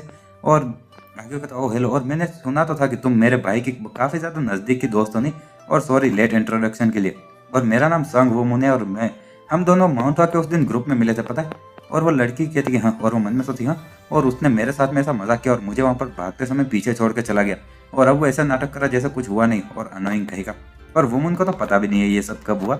और आगे वो लड़की कहती हाँ, और अपना मुंह फेर लेती है। वुमन मन में सोचा क्या ये इंसान भी यहाँ पर स्मोक स्क्रीन फैक्शन को हराने के लिए आई थी क्या, और इसीलिए वो गुस्सा है। और आगे वुमन मन में सोचा वेल चलो, उसके भी खुद के कुछ कारण होंगे। और आगे कहता ठीक है चलो, तो मैं अब यहाँ से जाने वाला हूँ। और वो लड़की मन में सोची हाँ, और वो बिना मुझसे माफी मांगे यहाँ से जा रहा है, और एटलीस्ट उसको सॉरी तो बोलना चाहिए ना मेरे साथ में ऐसा मजाक करने के लिए। लेकिन वो वहां से कूद के चला जाता है।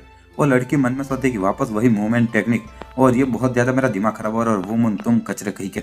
और हम देखते कि वुमन वहां से कूद कर भागे जा रहा होता है हवा में ही, और वो बोल रहा होता है कि हाँ विंड ब्लेड ग्रुप। और यहाँ पर बहुत सारे अजीब लोग थे, लेकिन लगता है कि वो सभी लोग यहाँ पर स्मोक स्क्रीन फैक्शन को ही टारगेट कर रहे थे। और यहाँ पर इस दुनिया में बहुत सारे बुरे लोग हैं, लेकिन ऐसे भी लोग हैं जो कि उनको मारने के लिए आगे बढ़े जा रहे। और अच्छी बात यह कि मैंने स्मोक स्क्रीन फैक्शन को अपने हाथों से हटा लिया जब तक कि वो वहां पर पहुंचे उससे पहले।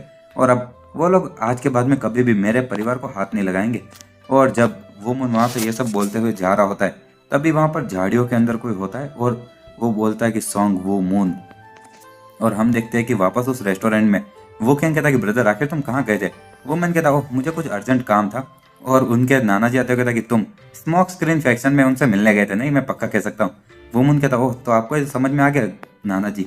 और वो कैन कहता कि 1 मिनट, और स्मोक स्क्रीन फैक्शन तो? और जेंग वांग कहता कि तुम्हारे चेहरे को देखकर लग रहा है कि तुमने उन सबसे निपट लिया। वो मुन कहता कि हाँ, और आज के बाद में वो कभी भी हमारे परिवार पर हाथ भी नहीं डाल पाएंगे। जेंग वांग कहता कि चलो बहुत अच्छा काम किया, और अब हमारे सारे वो सामान वगैरह हमने पैक कर लिया और हम लोग कल के दिन यहाँ से निकल लेंगे। वुमन कहता ठीक है। और जब वुमन वहाँ से जा रहा होता है तो वो कैंग उसको देखते हुए मन में सोचता है कि उसने अकेले ही स्मोक स्क्रीन फैक्शन को हरा दिया, और वो सच में वही सेम इंसान नहीं जिसको मैं एक बार जानता था, और आखिर वो आगे चल के कितना ताकतवर होगा। और इसी के साथ में हम देखते हैं कि उनके नाना जी सुबह बोलते चलो, और अब हम लोग एनहुई प्रोविनेंस की तरफ जाने वाले हैं। और इसी के साथ में हम देखते हैं कि वुमन के पिताजी रो रहे होते हैं और कहते हैं कि अलविदा मेरी बहुत ही ज़्यादा प्यारी इन, और मेरे रेस्टोरेंट, और मेरी पूरी जवानी तुम ही थे।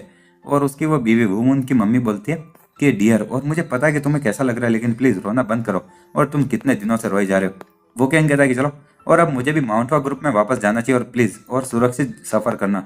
तो उसकी मम्मी कहती कि और वो क्या, तो तुम भी अपना ध्यान रखना।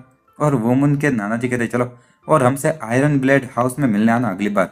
और वुमन कहता कि चलो, और किसी को भी अब इधर उधर तुम्हें धक्का मारने मत देना, और तुम्हें नीचा मत दिखाने देना, और एकदम हेल्थी रहना, समझ गए? वो क्या कहता कि हाँ समझ गया, और मैं मम्मी पापा को तुम्हारे साथ में छोड़ के जा रहा हूँ। वुमन कहता हाँ चिंता मत करो, और इसी के साथ में वो अलविदा बोलता है। और आगे हम देखते हैं कि जेंग वांग कहता चलो, तो अब हमें भी जाना चाहिए नहीं? और वुमन कहता कि हाँ बिल्कुल नाना जी। और वुमन के पिताजी रोए जा रहे होते और कहते कि मेरी प्यारा रेस्टोरेंट। और उसकी बीवी बोलती है कोई रोना बंद करो, और तुम वो कैंग के लिए भी नहीं रो रहे हो, अपने बेटे के लिए, और क्या ये रेस्टोरेंट तुम्हारे बच्चे से ज़्यादा कीमती है? और हम देखते हैं कि वुमन के पिताजी कहते वो बेसिकली मेरे बच्चे जैसा ही है। और जेंग वांग कहते कि तो वो यहाँ पर आ गया। वुमन कहता हाँ कौन? और तभी हम देखते हैं कि वहाँ पर वो लेडी युआन आती है और कहती कि बहुत अच्छा दिन रहे तुम सभी का। और उसका अंकल भी आता है। जेंग वांग कहता कि चलो तुम बिल्कुल सही समय पर ही आए हो। और वो लड़की कहती हाँ मास्टर। और वुमन कहता क्या कहा उसने, मास्टर? और जेंग वांग कहता कि हाँ, और मैंने शियोन को अपनी डिसाइपल बना लिया है, और अब से वो मेरी स्टूडेंट है। वुमन मन में सोचता है कि जहाँ पर उन व्यापारियों के ग्रुप के साथ में जो हुआ था, मुझे लगा था कि मैं उसको कभी नहीं देख पाऊंगा वापस, और लेकिन वो मेरे नाना जी की स्टूडेंट बन गई एक। और हम देखते कि वुमन की मम्मी बोलते लेकिन आखिर तुम क्या करने वाले हो यहाँ पर।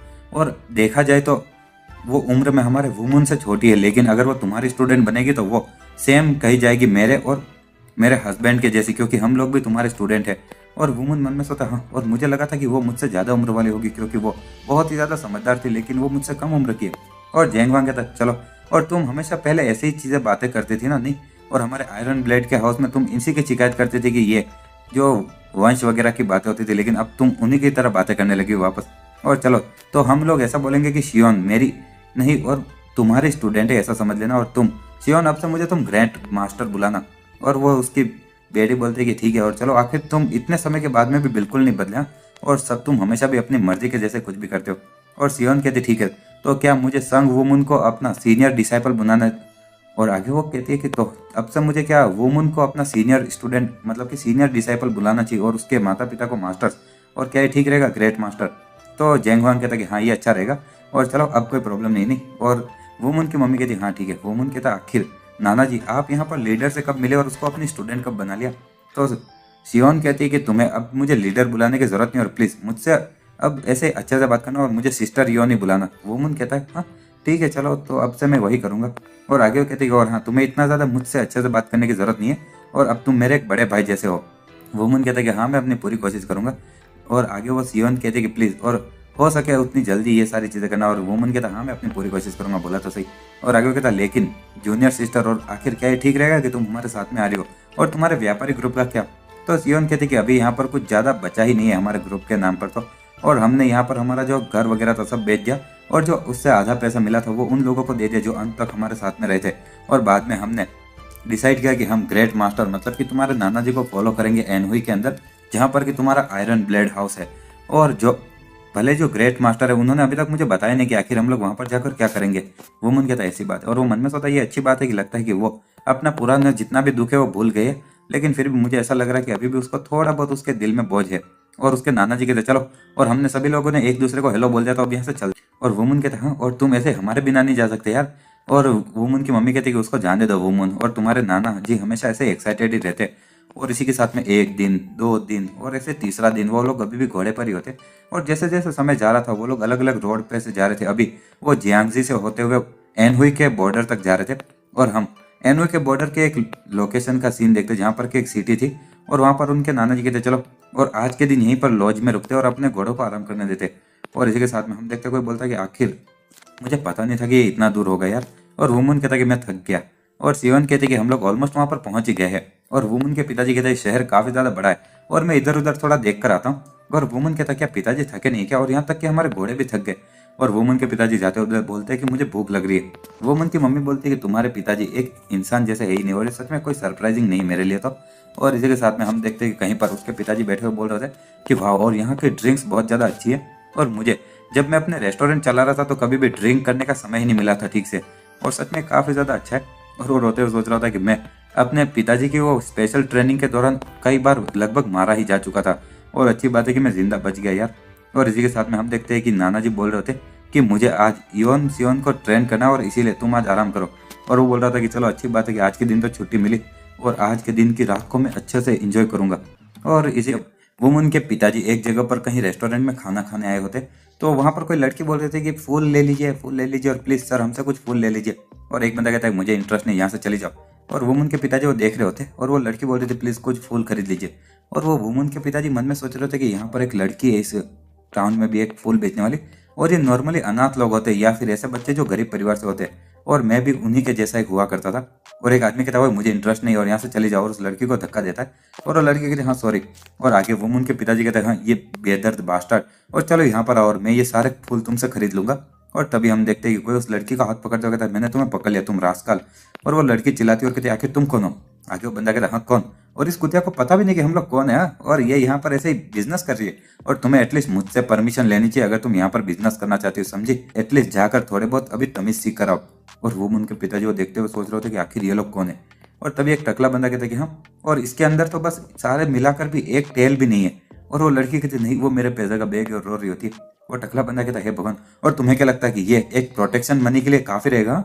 और वो लड़की कहती मैं माफी चाहता हूँ, ये पहली बार था, और प्लीज मुझे इसके बारे में पता नहीं था और मुझे माफ कर दो। और वो टकला बंदा उस पर हाथ उठाने वाला होता है और कहता कि घंटा माफ, और चलो आज मैं तुम्हें एक लेसन सिखाऊंगा। और तभी वो उनके पिताजी उसका हाथ पकड़ लेते और कहते इतना काफी है। वो टकला बंदा कहता है कि हाँ, और आखिर ये बुढ़ा ओल्ड मैन, क्या तुम मरना चाहते हो क्या? दूसरा बंदा कहता तुम्हारी हिम्मत कैसे हुई हमसे पंगा लेने की? लेकिन वो उनके पिताजी उन दोनों के ही मुक्के से मुक्का लड़ाते और उन दोनों के हाथ जैसे टूट जाते हो वैसे चिल्ला रहे होते। और उसके बाद में वो उनके पिताजी दोनों को ही एक एक मुक्का मारकर उड़ा देते वहां से। और आगे वो कहते कि हम, तुम कचरो कहीं को, और अभी तुम किसी ऐसे से पंगा क्यों नहीं लेते हो जो तुम्हारे जैसे सेम साइज का होता है? और वो लोग वहां पर पड़े पड़े बेहोश हो जाते। और आगे वो उनके पिताजी कहते चलो तुम ये रख लो, और कुछ पैसे देते। वो लड़की कहती आखिर तुम मुझे इतने पैसे क्यों दे रहे हो? तो वो उनके पिताजी कहते ऐसा इसलिए क्योंकि मुझे लगता नहीं कि मुझे इन पैसों की जरूरत पड़ेगी, और क्योंकि मेरे जो ससुराल वाले वो काफ़ी ज़्यादा अच्छे, और तुम्हें मुझे थैंक यू बोलने की ज़रूरत नहीं है, और हमेशा ताकतवर रहना और अपना सिर उठाकर जीना। और वो लड़की कहती थैंक यू, और इस सारे पैसे से मेरी मदद होगी। और आगे वो उनके पिताजी कहते चलो इतना काफ़ी, और जल्दी से यहाँ से जाओ, इससे पहले कि वो लोग उठ जाए और रो रहे होते। आगे वो लड़की कहती ठीक है। और जब वो वहाँ से थैंक यू बोलकर जा रहे होते और thank you so much mister, तभी वो उनकी मम्मी भी वहाँ पर आती है। और वो उनकी मम्मी कहती है कि क्या हुआ डियर? तो उसके पापा बोलते हैं कि कुछ नहीं, और चलो वापस चलते हैं। और वो उनकी मम्मी बोलती है लगता है कि यहाँ पर कुछ तो है और तुमने वापस कोई मुसीबत पैदा की नहीं। और आखिर वो वहाँ पर बेहोश पड़े हुए लोग कौन है? तो वो उनके पिताजी कहते कुछ नहीं यार, चलो यहाँ से चलते हैं। और हम देखते हैं कि वो जो टकला बंदा होता है उसकी आंख खुलती है और वो कहता चलो वो जा चुके, और अब मरे होने का नाटक करना बंद करो। और दूसरा बंदा भी कहता ठीक है। और आगे वो पहला बंदा कहता है कि उसकी हिम्मत कैसे हुई हमसे पंगा लेने की, और मैं उसको इतना पीटूंगा ना कि वो मर जाएगा। दूसरा बंदा कहता है लेकिन कैसे यार, वो बहुत ज्यादा ताकतवर है, और बस उससे 2 बार मार पड़ने के बाद में मुझे ऐसा लग रहा है जैसे मेरा पूरा शरीर टूट चुका हो। तो वो टकला बंदा कहता है कि तुम्हें अपना दिमाग इस्तेमाल करना होगा जब तुम किसी ऐसे से लड़ना चाहो जो बस बहुत ज्यादा ताकतवर हो लेकिन बिना दिमाग का। और जो पहले वहां पर औरत आई थी वो उसकी बीवी थी नहीं, और हमें बस एक मौका ढूंढना होगा और उसकी बीवी को किडनैप करके उसको हॉस्टेज रखना होगा। और दूसरा बंदा कहता है कि वो बाहर वाले लोग लग रहे तो चलो, और मैं उनको फॉलो करूंगा और पता करूंगा कि आखिर वो कौन से लॉज में रात को रुक रहे। और दूसरा वो टकला बंदा कहता है कि हाँ तुम चले जाओ, जबकि मैं जाकर कुछ अपने बॉयज को लेकर आता हूँ यहाँ पर। और इसी के साथ में आगे हम देखते हैं कहीं पर कोई बोला था क्या ये सच में जरूरी है? तो दूसरा बंदा कहता है कि हम लोग तो बस ऐसे जाकर अंदर कूद कर, जबकि वो लोग वहां पर आराम कर रहे तभी उनको मारेंगे, हमें हॉस्टेज बनाने की जरूरत ही क्या है? तो टकला बंदा कहता है कि मुझे पता है कि आखिर तुम कितने ताकतवर हो, लेकिन फिर भी ये सुरक्षित रहना ज्यादा बेहतर रहेगा। और तभी एक बंदा कहता है वो यहाँ पर आ गया और वो बाहर आ रही है, और वो उनकी मम्मी वहां से बाहर से जा रही होती है। एक बंदा कहता है अब मैं इसको ठीक से देख रहा तो वो सच में काफी ज्यादा प्रीटी है। और एक बंदा कहता है आखिर वो कौन है? टकला बंदा कहता है कि आखिर उस बेवकूफ बंदे की बीवी इतनी खूबसूरत कैसे हो सकती है, और ये दुनिया कितनी अनफेयर है नहीं, और अब तो मेरा और दिमाग खराब हो रहा है। दूसरा बंदा कहता है ये तो और भी ज्यादा बेहतर है, और हम लोग उस बास्टर्ड को मार देंगे और उसकी औरत को ले लेंगे। और तभी हम देखते हैं कि वो सामने वाला जो एक बंदा होता है वो उसको देखता है, और उस बंदे को बहुत ज्यादा वो सभी लोग पीटते हैं और कहते हैं कि आखिर ये घटिया इंसान है कौन, और तुम्हें ये कहाँ से मिल गया इतना कचरा कहेगा, और मैंने तुम लोगों को बोला था ना कि हम कभी भी ना ही किसी को मारेंगे ना ही रेप करेंगे। तो टकला बंदा कहता है कि बड़े भाई मुझे भी नहीं पता, हाँ, और आखिर मैंने इस जैसे घटिया इंसान को अपने साथ में लाया था, और मैं इसको बहुत ज्यादा पीट दूंगा और इसको बाद में कहीं नाली में फेंक आ जाऊंगा, तुम घटिया इंसान कहीं के। और आगे वो बंदा कहता है चलो, और तुम लोग अब ध्यान से रखना। तभी वो उनकी मम्मी पीछे आ जाती है और कहती तुम सभी लोग, मैंने तुम सभी लोगों को पहले वहां पर उस रेस्टोरेंट में देखा था, और आखिर तुम यहाँ पर क्या कर रहे हो? तो वो एक बंदा कहता है एक मिनट, आखिर वो करीब कब आए? टकला बंदा कहता है ये तो और भी ज्यादा बेहतर है, और बॉयज उसको पकड़ लो। और तभी हम देखते हैं कि वो उनकी मम्मी भी वहां पर कुछ देखती है, और थोड़े देर के बाद में कुछ चिल्लाने की आवाज आती है, और उन सभी लोगों को पीटने के बाद में वो उनकी मम्मी बोलती है कि हाँ इस तरह के मर्द हर जगह पे होते हैं जहाँ पर भी तुम जाओ। और वो मुन कहता है कि मदर, और मुझे लगा था कि तुमने कहा था कि तुम अभी कपड़े खरीदने जा रही थी, तो उसकी मम्मी कहती कि हाँ, और अब मैं जा रही हूँ, और तुम इन बंदों के साथ में कुछ भी ज्यादा टाइम पास मत करना। वोमन कहता ठीक है। और वोमन मन में सोचा कि मैं ऐसे ही पीछे खड़ा था क्योंकि मैं देखना चाहता था कि आखिर मम्मी कितनी ताकतवर होगी, और वो इनक्रेडिबल है यार। और तभी वो तीनों लोग वापस उठते और कहते आखिर क्या हुआ, और आखिर वो किस तरह की औरत थी यार? और टकला बंदा कहता आखिर वो इतनी ताकतवर कैसे है? वोमन कहता कि तुम पैथेटिक फूल्स। और तभी एक बंदा कहता हाँ तुम बच्चे कहीं के, और टकला बंदा कहता बॉयज, और इस बास्टार्ड को भी पकड़ लो। और वोमन एक गहरी सांस लेता है, और वापस हमें कुछ चिल्लाने की आवाज आती है, और उन लोगों को वापस पीट कर वोमन जाता कहता कि चलो। और इसके कारण तो उनको थोड़ा बहुत दिमाग में लेसन आ गया होगा ना, भले वो कितने भी बेवकूफ क्यों ना हो। और बाद में हम देखते हैं कि जब वोमन चला जाता है एक बंदा चिल्लाता कि डोगडू, और तुम सन ऑफ अ बीच, और वो एक एक्सपर्ट था, और हर एक उनके परिवार वाला एक एक्सपर्ट है यार। और वो टकला बंदा कहता आखिर मुझे कैसे पता हो सकता है, और आखिर इस परिवार की प्रॉब्लम क्या थी? एक बंदा कहता आखिर अब हमें क्या करना चाहिए बड़े भाई? टकला बंदा कहता तुम्हें क्या लगता है, और अगर हमारा ये बड़ा भाई भी उनसे नहीं निपट पाए तो हमें हार माननी होगी। और वो दूसरा बंदा कहता अरे यार। इसी के साथ में जब वो तीनों जा रहे होते तो सामने एक बंदा आता और कहता क्या हुआ बॉयज, और आखिर तुम लोगों को इतनी बुरी तरह से किसने पीट दिया? तो वो लोग कहते कि ओह, और ये तो वैंग पे ही है ना। और वो कहता कि किसकी हिम्मत हुई कि यहाँ पर इन घटिया और बेवकूफ़ों को पीटने की। और आगे हम देखते हैं कि जो दूसरे जितने भी लोग थे ये टकले वाले के ग्रुप में, वो लोग उनको जब वो घटिया बेवकूफ़ बुला रहा था तो भी वो सामने कुछ बोल नहीं पाए। और ऐसा इसलिए क्योंकि अगर वो लोग वाइल्ड फॉक्स गैंग को बिल्कुल भी गुस्सा दिलाएंगे तो उनको खत्म कर दिया जाएगा। और वाइल्ड फॉक्स गैंग ये एक ऐसा लुटेरों का ग्रुप था जो कि बहुत ही ज़्यादा उनके फेमस थे, क्योंकि उन लोगों ने बहुत सारे, वो किसी भी गांव पर अगर हमला करते थे तो वो कभी एक कुत्ते को भी जिंदा नहीं छोड़ते थे। और यहाँ तक कि 10 गांव थे जो कि उनके हाथों से पूरी तरह से खत्म हो चुके थे। और भले ही एक जो बड़ा क्लैन है उन्होंने उनको पकड़ने की कोशिश की थी अपने सारे लोगों के साथ में, लेकिन जो वाइल्ड फॉक्स गैंग है वो उनके नाम के कारण अभी भी जी रहे और बाद में उन क्लैन के वॉरियर्स से किसी लोमड़ी की तरह बच के निकल गए। और जो ये सामने ये बंदा खड़ा है, और बाद में हमारा जो टकला आदमी था डोकडू, और इसका जो ग्रुप था जो किसी को मारते या रेप नहीं करते थे, और वो बस एक ही इंसान से सबसे ज्यादा डरते थे, और वो था इस फॉक्स गैंग का लीडर वैंग पी। और क्योंकि जो फॉक्स गैंग थे वो बहुत ज्यादा उनको पीटती रहती थी और धमकी देती थी, और इसलिए उनके पास में और कोई रास्ता नहीं होता था, लेकिन उनकी गैंग के लिए थोड़ा पैसा इकट्ठा करना पड़ता था। और वो फॉक्स गैंग का लीडर कहता, मैंने तुमसे पूछा आखिर ये किसने किया, तो सामने वाला बंदा कुछ बोल नहीं पा रहा होता है, और आगे वो फॉक्स गैंग का लीडर उसका मुंह पकड़कर उसमें चाकू डालते हुए कहता है कि मुझे कोई फर्क नहीं पड़ता कि आखिर तुम मरते हो कि नहीं, लेकिन किसकी हिम्मत हुई कि हमारे एक पैसे के सोर्स से पंगा लेने की, और मैं उनकी चमड़ी उधेड़ दूंगा जिंदा ही, और किसने बोला जल्दी बताओ।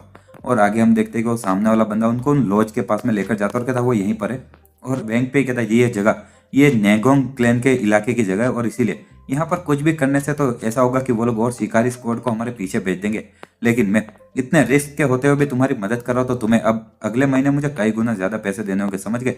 और इसी के साथ में वो दूसरा बंदा मन में सोच रहा था कि हमने तो उसकी मदद भी नहीं मांगी, और उसकी प्रॉब्लम क्या है यार, और हम तो बस उन लोगों को पीटना चाहते थे ना कि मारना। और इसी के साथ हमारा जब वो वैंग पे वहां पर दूसरी गैंग को लेकर आ रहा था, तभी एक बंदा कहता बॉस, और ये बेवकूफ जब इसने हमें यहाँ पर देखा तो बच के भाग रहा था, और एक बंदे को उन लोगों ने पकड़ लिया था और कहता प्लीज मुझे जिंदा छोड़ दो, और मैं किसी को भी नहीं बोलूंगा कि आप लोग यहाँ पर हो। वैंग पे कहता कि भाई, और तुम्हें ऐसी कोई छोटी चीज के बारे में रिपोर्ट करने की जरूरत नहीं है, और इसको मार डालो। और वो बंदा कहता है हाँ प्लीज मुझे जिंदा छोड़ दो। और तभी वहां पर जेंग वांग आता है और कहता है कि भाई तुम सभी लोग यहाँ पर क्या कर रहे हो और कौन किसको मार रहा है। और वैंग पे कहता आखिर ये सन ऑफ अ बिच कौन है। और जेंग वांग कहता कि मैं कोई ऐसा जो यहाँ से गुजर रहा हूँ, आखिर तुम सन ऑफ अ बिच कौन हो। और वैंग पे गुस्सा हो रहा था और कहता है कि ये पागल इंसान। और दूसरे उसके गैंग वाले सभी लोग कहते हैं ये पागल, इसको अब तो तुम गए। और तभी वो वैंग पे कहता रुको रुको रुको, और हम लोग यहाँ पर उस बेवकूफ और उसके परिवार को मारने के लिए, और क्या तुम इनको जानते हो। तो अब जेंग वांग कहता है कि ओह वो बेवकूफ और उसका परिवार, मैं उसको अच्छे से जानता हूँ और मैं ही तो उसका परिवार हूँ। और इसी के साथ में हम देखते हैं कि वो बैंक पे कहता है वेल ये तो चलो अच्छी बात हुई, और बॉयज इस बास्टर्ड को मार दो और इसके पूरे परिवार को भी। तो वो सभी लोग कहते हैं कि हाँ समझ गए बॉस। और जेंग वांग कहते हैं कि हाँ तुम मेरे परिवार को मारने वाले हो। और इसी के साथ में वो अपने हाथ में कुछ एनर्जी इकट्ठा करने लगता है और कहता है चलो, और तुम्हारे अंदर से बहुत ज्यादा खून की भी गंध आ रही है, तो इसका मतलब कि और तुम बहुत ही ज्यादा लोगों को मार चुके हो। और इसी के साथ में वो एक हमला करता है और साइड के जितने भी लोग थे वो उड़ के चले जाते हैं, और वो सभी लोग जैसे मर ही जाते उड़ के। और जो वो तीनों लोग होते हैं वो कहते हैं इम्पॉसिबल, और वो कोई इंसान नहीं है यार। और एक बंदा कहता है कि वो उसने वो वाइल्ड फॉक्स गैंग को बस एक ही हमले से खत्म कर दिया यार, एक ही ब्लास्ट से। और जो इस बंदे को उन्होंने पकड़ रखा होता अभी थोड़ी देर पहले तक, वो चिल्ला रहा था और जेंग वांग कहता कि तुम्हें यहाँ से भागना चाहिए। तो वो बंदा भागते कहता थैंक यू।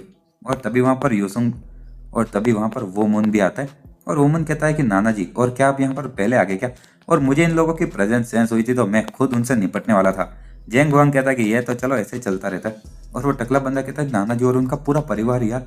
और एक बंदा कहता है एक मिनट, उनका नाना जी तो और ज्यादा ताकतवर है, और आखिर ये किस तरह का परिवार है। और वेंग पे कहता है इम्पॉसिबल, और हमारा जो ग्रेट वाइल्ड फॉक्स गैंग है। जेंग वांग कहता है कि यहाँ पर बहुत सारे वो अंधेरे के रास्ते पर चलने वाले बास्टार्ड है नहीं, और ये सब कुछ उस कलर एम्परर के कारण जिसने की ब्लैक बुल गैंग बनाई थी। और जितने भी लुटेरे हैं इस पहाड़ वगैरह के, समुद्री लुटेरे और घोड़े वाले लुटेरे, और मुझे पता नहीं कि आखिर उनमें से मैंने कितने लोगों को मार दिया, लेकिन इन लोगों का कोई अंत ही नहीं है, और ये लोग तो सच में चूहों से भी ज्यादा तेजी से रिप्रोड्यूस करते हैं। वुमन कहता कि यहाँ पर ये जो बाकी तीनों लोग हैं इनमें से मुझे इतनी भी कोई इविल चीजें महसूस नहीं हो रही, और ये बास्टार्ड थोड़े अलग है, और मैं पक्का कह सकता हूँ कि इसीलिए आप खुद यहाँ पर अंदर आए नहीं नाना जी। तो उसके नाना जी कहते कि हाँ, और ये जो दूसरे लुटेरे हैं इनके अंदर से जो खून की गंध आ रही है, इससे ऐसा लग रहा है कि उनमें से हर एक इंसान ने कई सारे दर्जन सिविलियंस को मारा होगा और ये मरना डिजर्व करते हैं। और आगे वो कहते मोमन से कहते हैं कि चलो और उन सभी लोगों को मार दो, और तुम्हें बिल्कुल भी गिल्टी फील करने की भी जरूरत नहीं है। और इसी के साथ में हम देखते हैं कि वुमन के नाना जी आगे कहते हैं कि तुम्हें जब तुम एकदम बुरे इंसान को तब मारते हो तो तुम्हें बिल्कुल भी पछतावा यार फिर बुरा नहीं लगना चाहिए, और ये तुम्हारी ट्रेनिंग का एक नया हिस्सा है। वुमन कहता ठीक है नाना जी। और वो मन में सोचता है कि यहाँ पर उनमें से हर एक इंसान ने कई सारे दर्जनों को मारा है और उन लोगों ने कई सारे बच्चों को भी मारा होगा जो कि डिफेंसलेस थे। और ये बात बताने की जरूरत नहीं की कि वो मेरे परिवार को भी मारने की कोशिश कर रहे थे। और तभी जो 3 लोग जिंदा बच गए होते वहां से भागते हुए कहते, तुम बस देखो और मैं वापस आकर तुमसे निपट लूंगा।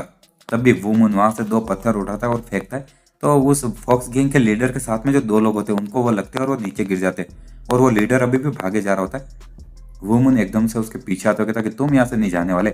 और वो फॉक्स गैंग के लीडर के पीठ पर वो एक तलवार से मारता है और वो लीडर नीचे गिरता है। वुमन कहता है कि इतने सारे लोगों को मारने के बाद में भी तुम अपनी तलवार नहीं निकाल पा रहे क्योंकि तुम बहुत ज्यादा डरे हुए हो। तो वो लीडर कहता मुझे मत मारो और मैं कुछ भी करूंगा अगर तुम मुझे जिंदा छोड़ दोगे।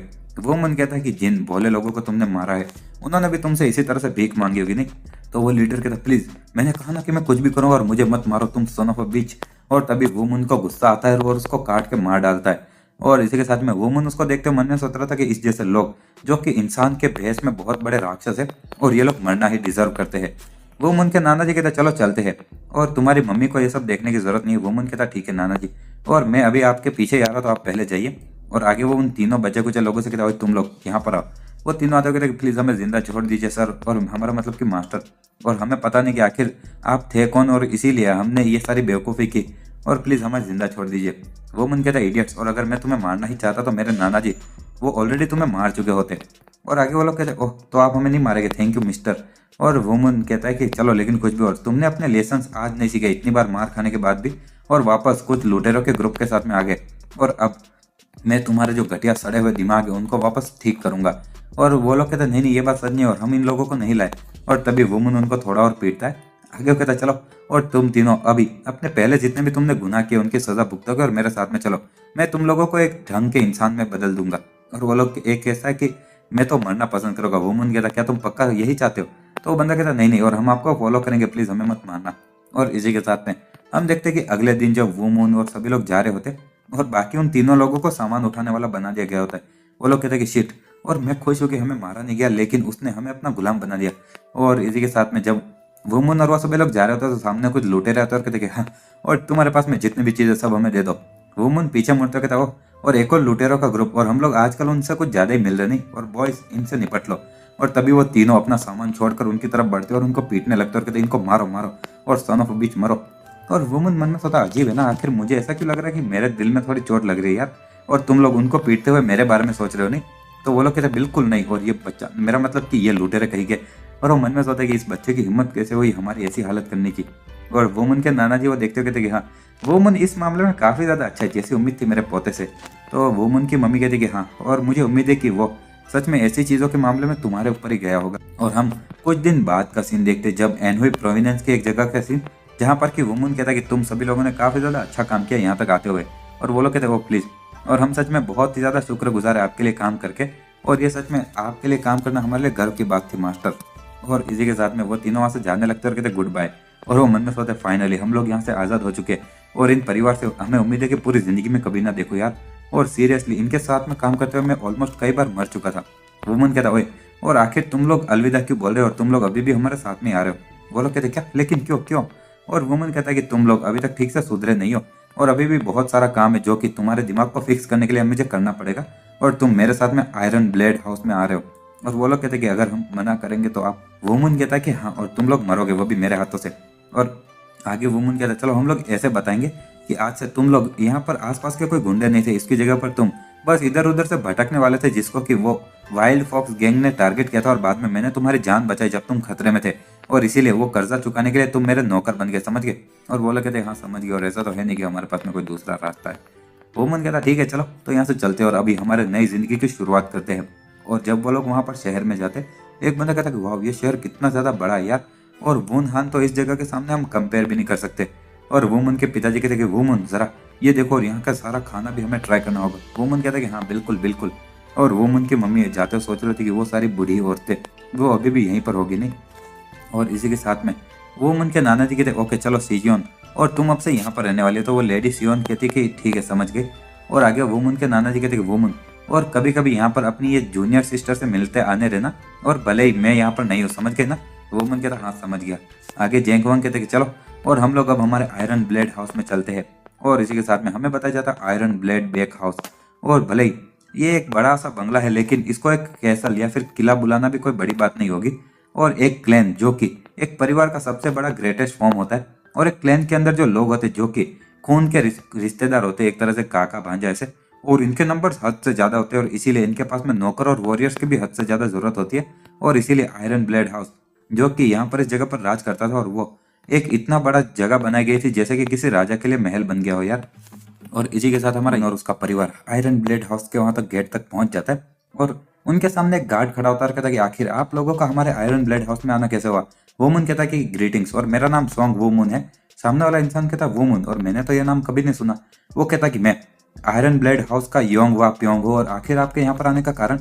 और वुमन कुछ बोलने ही वाला होता है, तभी पीछे से एक घोड़ा गाड़ी आती और कहती कि ओए, और आखिर वो घोड़ा गाड़ी हमारे सामने क्या कर रही है, और आखिर किसने मेरा रास्ता रोकने की हिम्मत की, और जल्दी से उस घटिया घोड़ा गाड़ी को मेरी नजरों के सामने से दफा करो, और मुझे जल्दी से उस पार्टी में जाना है। और वुमन वो देखते हो मन में सोचा आखिर ये औरत है कौन, और हम लोग यहाँ पर पहले आए थे। और जब वो औरत ये सब चिल्ला रही होती है, और आगे वो एक बंदा कहता है कि लेकिन ये लोग यहाँ पर पहले आए थे मैम। और हम देखते कि आगे वो औरत कहती क्या कहा तुमने अभी। और तभी अंदर से एक उसका बॉडीगार्ड आता है, कहता कि ओए, और हम लोगों को तुम्हारी ये कैरेज को यहाँ से हटाना होगा। वुमन कहता नो थैंक यू, और हम लोग यहाँ पर पहले आए थे तो आखिर हम क्यों हटे। और सामने वाला बंदा कहता है कि ओए, और आगे वो दूसरे उस गेट कीपर से पूछता है कि योंग वांग योंग, और आखिर इस बंदे ने क्या कहा था, इसका नाम क्या है। तो वो बंदा कहता है कि वुमन सर। और आगे वो दूसरा बॉडीगार्ड कहता है कि मैंने इसके बारे में कभी सुना नहीं, और हम एकदम अच्छे से बात कर रहे हैं, लेकिन लगता है कि तुम हमसे अच्छे से बात नहीं करना चाहते हो। और आगे कहता चलो जबरदस्ती से इनकी गाड़ी को यहाँ से हटाओ। और एक बंदा कहता ठीक है। और तभी जब वो जा रहा होता है तो वुमन उसका हाथ पकड़ लेता है। वो बंदा कहता आखिर तुम क्या कर रहे हो। वुमन कहता है कि मेरा मानना यह है कि हम लोग यहाँ पर पहले आए थे। तो वो बंदा कहता तुम्हारी हिम्मत कैसे, और एक वार करने वाला होता है। वुमन मन में सोचता है कि वो यहाँ तक कि मुझे मारने की भी कोशिश करेगा, और वो एक लात मारकर उस बंदे को उड़ा देता है। सामने वाली वो औरत वो देखते हो कि एक मिनट वो, और तभी वो एक बंदा कहता है कि तुम्हारी हिम्मत कैसे हुई हमारे ऊपर हमला करने की, वो भी सिर्फ आयरन ब्लेड हाउस के गेट के सामने ही, और तुम जरूर मरना चाहते हो कि बच्चे नहीं। वुमन कहता बच्चा, और तुमने सच में अपने लाइन को क्रॉस किया है, और आखिर क्या इस तरह से आयरन ब्लेड हाउस अपने मेहमानों को ट्रीट करता है। और सामने वाला बंदा कहता है कि हाँ, और आखिर हमें कैसे पता होगा कि तुम एक मेहमान हो, और क्या तुम्हें क्या लगता है कि हमारा जो क्लैन है हर किसी को ऐसे मेहमान बना के एक्सेप्ट कर लेता है। और वुमन कहता है कि वो तलवार, और क्या तुम सच में उस तलवार को निकालने वाले हो, और सच में तुम बहुत ज्यादा पछताओगे, और क्या तुम पक्का ये करना चाहते हो। और सामने वाला बंदा कहता तुम घटिया बच्चे कहीं के, और क्या तुम्हें लगता है क्या तुम किससे बात कर रहे हो। और वुमन वहां पर चुपचाप खड़ा होता है, और वो अपनी ची का इस्तेमाल करके उसके नाना जी से बात करता है, और कहता है कि क्या आप इसको रोकने नहीं वाले, और क्या आपको कोई फर्क नहीं पड़ता अगर मैं यहाँ पर सीन खड़ा करूँ, और आप पक्का कह सकते हो ना। उसके नाना जी कहते हैं कि तुम्हें पता है कि आखिर मैं बीच में क्यों नहीं पड़ रहा हूँ, और जैसे तुम्हारी मर्जी पड़े वैसा करो मेरे पोते। वुमन कहता तो प्लीज एटलीस्ट मुझे बताओ कि आखिर मैं कितना कुछ कर सकता हूँ। और ऑब्वियसली मैं इनको मार नहीं सकता, लेकिन कुछ ज्यादा बहुत ज्यादा चोट लगना या फिर कम। तो उसके नाना जी कहते कि वेल, ये ज्यादा अच्छा रहेगा कि अगर तुम ज्यादा बड़ा सीन खड़ा ना करो शुरू से ही, और कुछ टूटी हुई हड्डियां काफी रहेगी। वुमन कहता ठीक है, और मैं वही करूंगा जैसा आपने कहा। और सामने वाला बंदा अपनी तलवार निकालता कहता हाँ ले, मैंने अपनी तलवार निकाली, तुम क्या कर लोगे, और आखिर इसके बारे में क्या ही कर लेगा। और इसी के साथ में हम देखते कि तभी वुमन उसका सिर पकड़ता है और पीछे एक दीवार पे मारता है, और कहता कि मैंने तुम्हें वार्निंग दी थी कि तुम अपना तलवार नहीं निकालोगे। और वो बंदा कुछ बोल नहीं पाता है, और तभी पीछे से कुछ लोग आते हो कहते ओए आखिर तुम्हें लगता है क्या तुम क्या कर रहे हो। और जो वो औरत होती है वो कहती तुम्हारी हिम्मत कैसे हुई हमारे आयरन ब्लेड हाउस के बॉडीगार्ड के कैप्टन पर हमला करने की, तुम यहाँ से जिंदा नहीं निकलने वाले। वो मन कहता कि हाँ, और आखिर तुम कौन हो, तुम बुढ़ी औरत। तो सामने वाली औरत गुस्सा होती है क्या कहा तुमने, बुढ़ी औरत। और तभी उसके नाना जी वो देखते हुए हंस रहे होते। वुमन की मम्मी कहती पिताजी कैसा रहेगा कि आप बाहर जाकर ये सारी चीजों को रोक लो इससे पहले कि चीजें हाथ से बाहर निकल जाए। तो उसके पिताजी कहते कि लेकिन वो लोग तो पहचाने की भी नहीं कि आखिर मैं हूँ कौन, और जैसा कि तुम्हें पता है कि मैं आयरन ब्लेड हाउस को काफी लंबे समय पहले छोड़कर गया था। उसकी मम्मी कहते प्लीज अभी जाओ। तो उसके नाना जी कहते कि हाँ ठीक है, और मैं अभी मजाक कर रहा था यार। और आगे हम देखते हैं कि वो लड़के बाहर आते कहते आखिर तुम कर क्या रहे हो, और जल्दी से इस बच्चे को मेरे सामने घुटने पर टिकाओ अभी के अभी। और मैं एक वूजी, और क्या तुमने सुना नहीं कि अभी के अभी उठो। और वो बंदा कहता है कि लेकिन ये बच्चा कुछ ज्यादा ही ताकतवर है। और तभी पीछे से वो उनके नाना जी आते कहते कि हाँ, और ये काफी ज्यादा लंबा समय हुआ है जब से कि मैं यहाँ पर वापस आया हूँ, लेकिन कुछ बहुत ही ज्यादा शोर मचाने वाले कुत्ते भौंक रहे अभी। हाँ, और मुझे याद नहीं कि तुम में से कोई भी बच्चे मैं किसी को जानता हूँ। तो वो औरत पीछे मुड़ते कहते आखिर किस तरह का प्रेशर यार। और दूसरा बंदा भी सोचा कि ये बहुत ही ज्यादा इनक्रेडिबल ब्लड लस्ट है। और वुमन मन में सोचा कि नाना जी भले ये अभी एक पल के लिए था, लेकिन उसने अपनी एब्सोल्यूट ची को इस्तेमाल किया था, और यहाँ तक कि इन दूसरे बंदों ने भी ये महसूस किया होगा। और वुमन के नाना जी कहते कि बच्ची, और आखिर तुम्हारा नाम क्या है। और सामने वाली औरत कहती हाँ आखिर तुम कौन हो, और आखिर तुम बच्ची किसको बुला रहे हो, तुम बच्चे।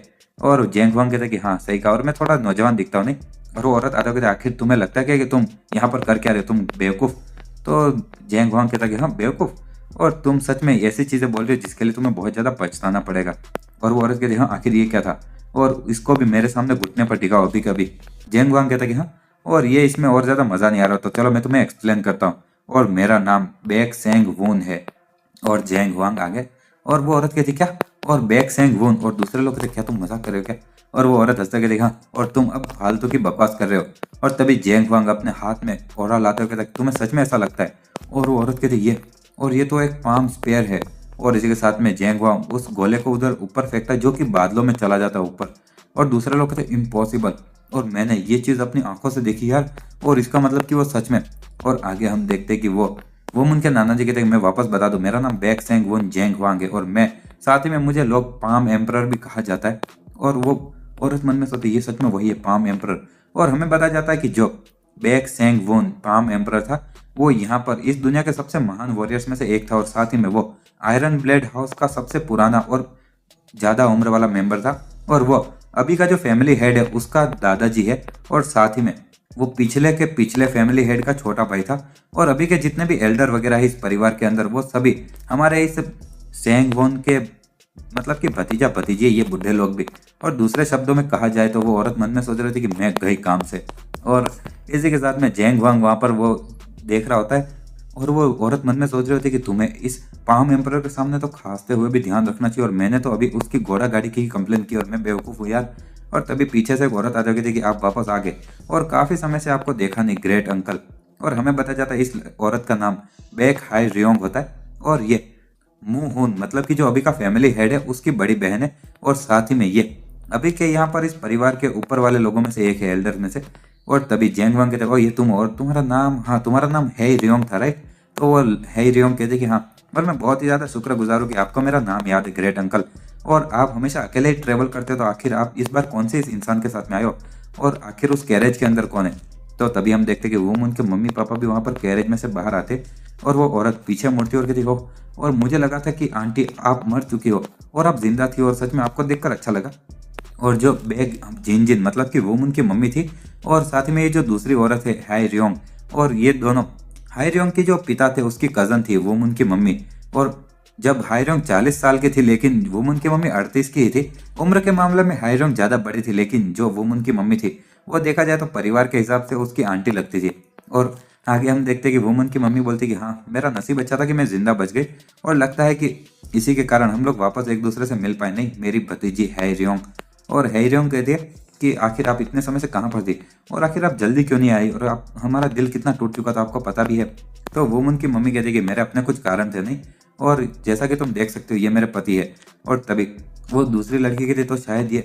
और तभी हम देखते हैं कि वुमन के पिताजी कहते तुमसे मिलकर अच्छा लगा, और नीचे झुक जाते। और आगे हम देखते हैं कि वुमन की मम्मी उसको देखते हुए मन में सोचती कि मुझे यहाँ पर आने से पहले उसको एक दो चीज़ें सिखा देनी चाहिए थी, और वो परिवार में ऐसे लाइन के मामले में उससे ऊपर है, तो आखिर उसको उसके सामने सिर नहीं झुकाना चाहिए। और आखिर वो अचानक से ऐसे कप कपा क्यों रहा है यार। और वो लड़की कहती कि ये आपसे मिलकर खुशी हुई अंकल, और ये सच में काफ़ी ज़्यादा आपकी इंप्रेसिव प्रेजेंस है। और वो उनके पिताजी कहते हाँ मैं तो ऐसा ही हूँ।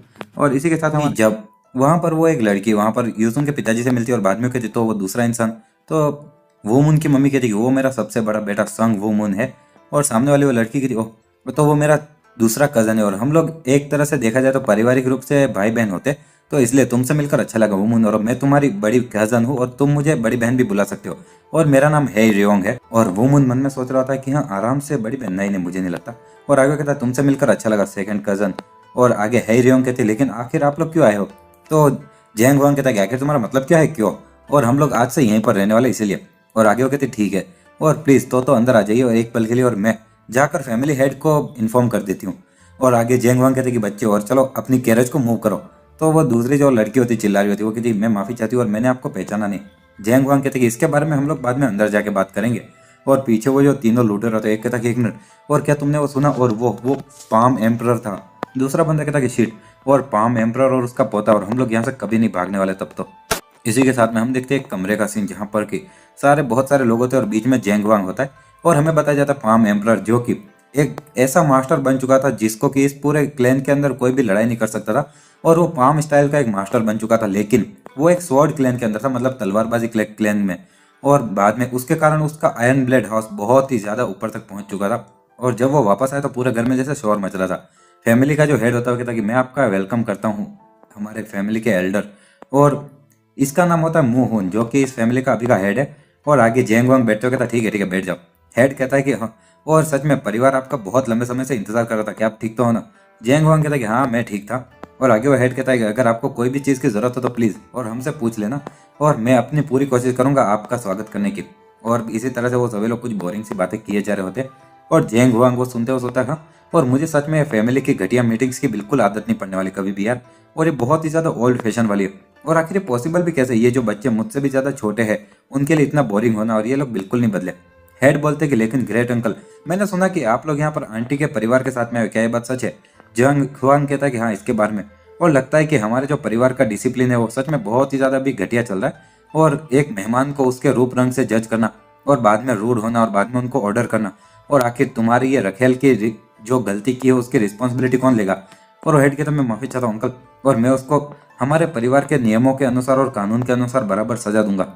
और वो जो औरत होती है जिसने कि पहले उन सब की बेइज्जती की होती है वो वहाँ पर काँप रही होती है। जेंग वांग कहता है कि हाँ, ओह लगता है कि मैं कुछ ज़्यादा जोर से बोल रहा था, मैं तो खुद से बात कर रहा था। और चलो, तो वो जो लड़की है वो इस परिवार की रखेल है, हाँ? और तभी एक एल्डर कहती है अंकल, और भले ही वो परिवार के रूप में देखा जाए तो आपसे निचली पोजीशन में, लेकिन फिर भी वो हमारे परिवार का हेड है, और प्लीज़ इतने ज़्यादा आराम से उससे बात मत करो। तो जेंग वांग कहता है कि मैं बुढ़ा हो चुका हूँ कि मैंने इस बच्चे के पिताजी को भी, मतलब कि पिछले वाला जो हेड था उसको अपनी पैंट में सूसू करते हुए देखा है, और तुम चाहते हो कि मैं एकदम अच्छे से इनसे बात करूँ? और म्यूंग जो तुम वापस मार खाना चाहती हो मुझसे? और वो बुढ़ी औरत कहती है अंकल, और आखिर आप बिल्कुल भी नहीं बदले हो, जैसे कि आपके चेहरे के जैसे ही। और जैसा एक इस परिवार के आप सबसे बड़े एल्डर हो तो आपको परिवार के रूल्स को फॉलो करना चाहिए, नहीं? और मेरे जैसे एल्डर को मारने की बात। तो जेंगवांग कहता है कि म्यूंगजू, और तुम्हें याद नहीं है क्या, जब तुमने मेरा एक बहुत ही ज्यादा प्यारा वास तोड़ दिया था जब तुम बच्चे थे, तो मैंने तुम्हें कितना मारा था, और तुम तब भी सेम ही थी और अभी भी। और इसी के साथ में वो औरत कहती है कि अंकल।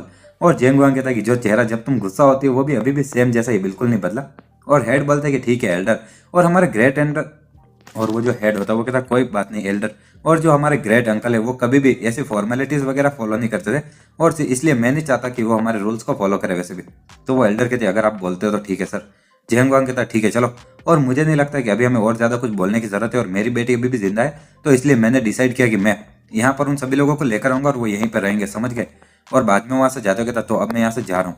और वो एल्डर कहते कि ये तो अच्छी बात है कि वो जिंदा बच गई थी, लेकिन उस बच्ची जिन ने हमारे परिवार की रेपुटेशन बिगाड़ दी थी जिस दिन वो शादी से पहले यहाँ से भाग गई थी, और आखिर हम लोग उसको बिना सजा के ऐसे कैसे जाने दे सकते?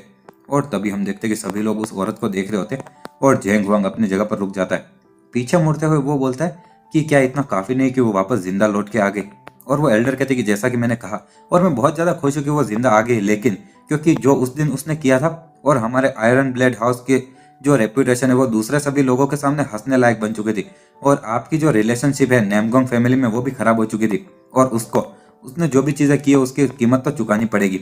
तो हमारा पाम एम्परर जेंग वांग कहता है लगता है कि तुम लोग भूल गए हो, और मेरा नाम Baek Seng Wung the palm emperor, और यहाँ तक कि जब मेरा भाई और पिताजी भी जिंदा थे तब भी मैं पूरे परिवार में तबाही मचा देता था जब मुझे मेरा मूड खराब होता था, और फिर भी तुम्हारी हिम्मत हो रही कि तुम मुझे गुस्सा दिलाओ।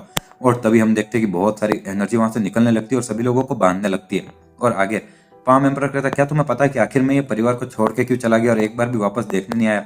और भले मेरे पास में बहुत सारे कारण थे, लेकिन उनमें से एक था कि अगर मैं यहाँ पर वापस आऊंगा और तुम लोगों के चेहरे देखूंगा तो मुझे चिंता हो रही थी कि कहीं मैं तुम लोगों को जान से मार ना दूं। और लगता है कि आज मेरी चिंता असलियत बन चुकी है।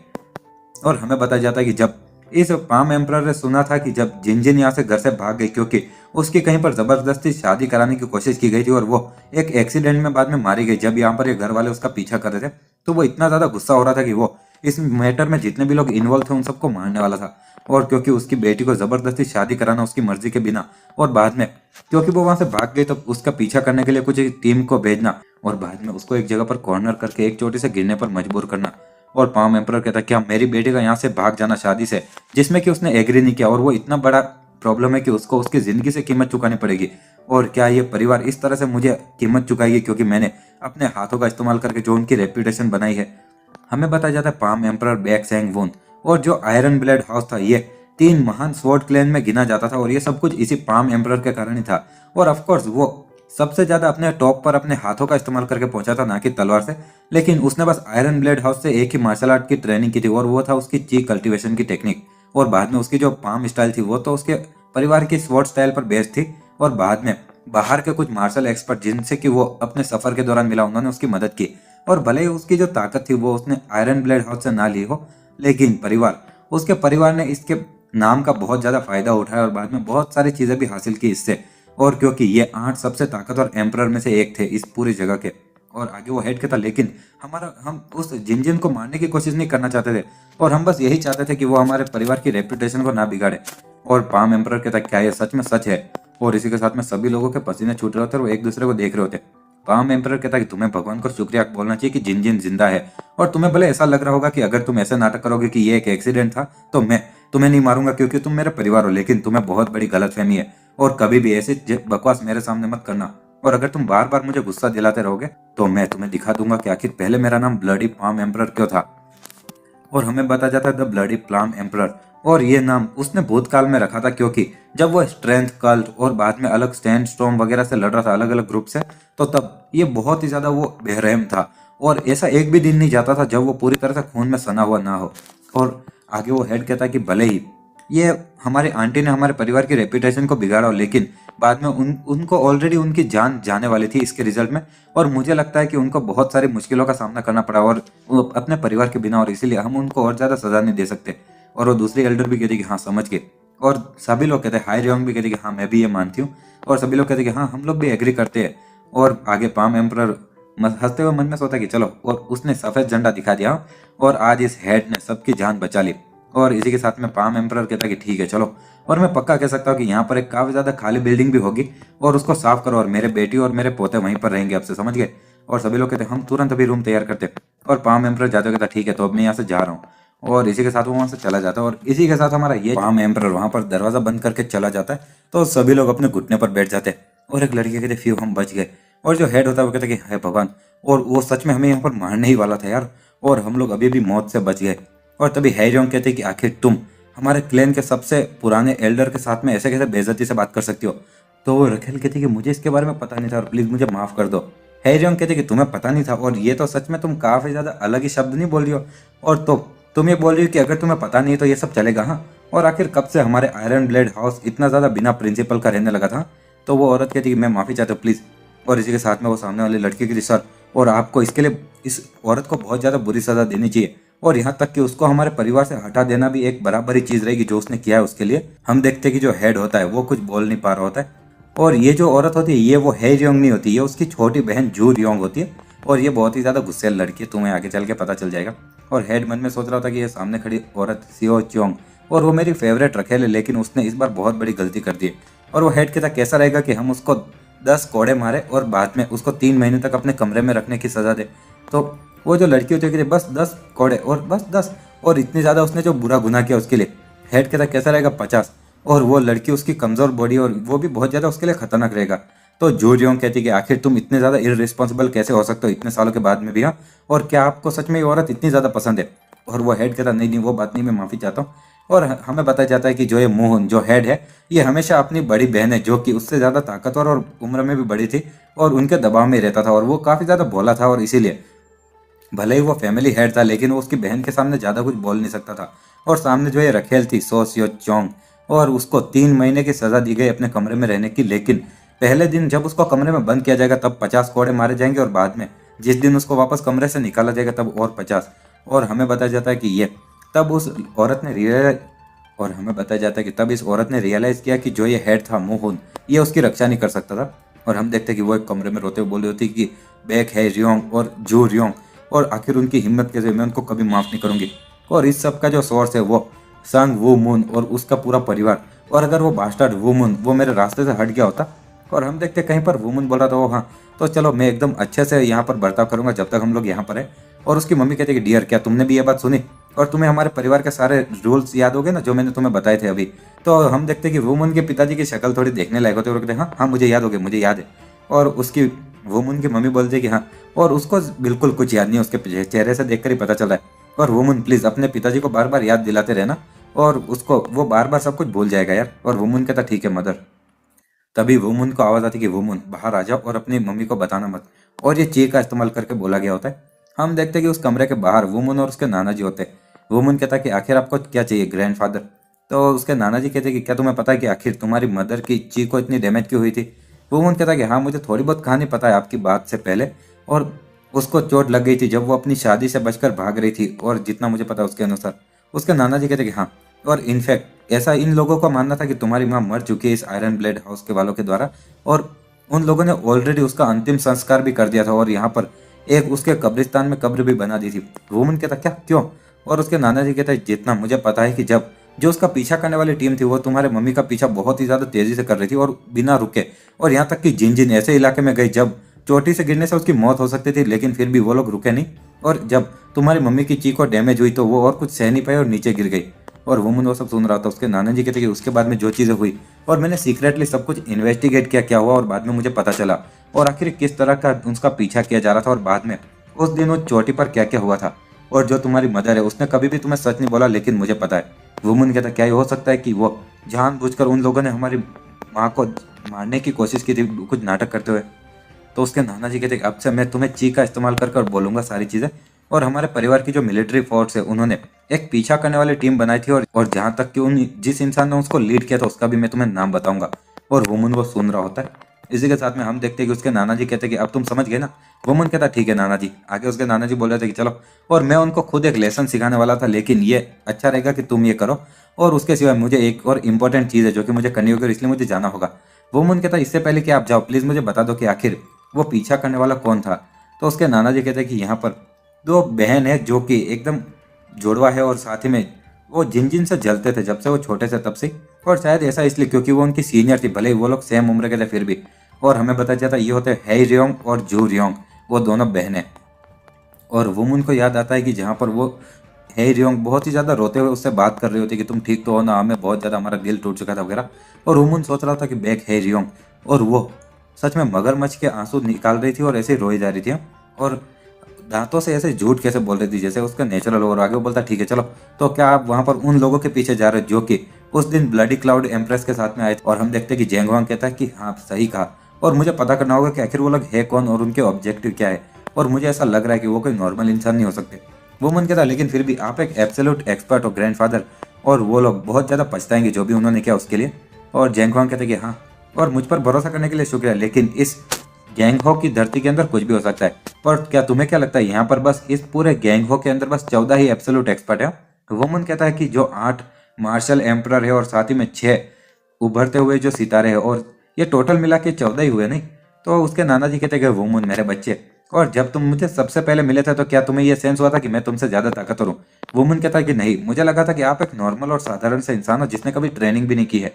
तो उसके नाना जी कहते हैं एग्जैक्टली, और जब कोई तुमसे ज्यादा ताकतवर इंसान अपनी चीख को छुपाता है तो ऐसा हो ही नहीं सकता कि कमजोर इंसान वो देख पाए। और अब चलो तो मुझे बताओ इसका क्या मतलब होगा? तो वुमन बोलता ओह, तो इसका मतलब कि आप किसी भी की ताकत तभी जज कर सकते हो जब तक कि वो तुमसे कमजोर या फिर तुम्हारे जितने ताकतवर हो। और इसका मतलब कि यहाँ पर इस गैंगहो के अंदर आपसे भी ज्यादा ताकतवर इंसान और भी हो सकते हैं नाना जी। तो जेंगवांग कहता है कि हाँ, और मैं कुछ एब्सोल्यूट एक्सपर्ट से मिला हूं जो कि मेरे जैसे ही हो, और वो यहाँ पर गैंगो के अंदर शांति से रह रहे।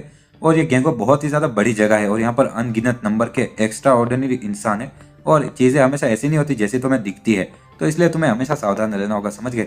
वो मुन कहता कि मैं ये हमेशा याद रखूंगा नाना जी।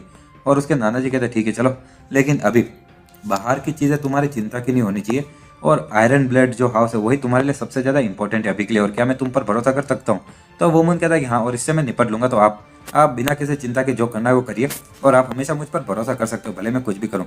और जैंगवांग कहता है कि हाँ ये बात तो सच है, और ठीक है चलो, तो मैं तुम पर भरोसा करूंगा और अब मैं यहाँ से जा रहा हूँ। वुमन कहता है हाँ आप तुरंत जा रहे हो? तो जैंगवांग कहता है कि हाँ बिल्कुल, और तुम्हें पता नहीं कि आखिर वो दूसरे जो लोग हैं उनको अगर पता चलेगा कि मैं यहाँ पर हूँ तो वो क्या ही करे। और वुमन कहता ठीक है, और प्लीज़ सुरक्षित यात्रा करना, और प्लीज़ अगर ज़्यादा खतरा हो तो प्लीज़ भाग जाना तुरंत।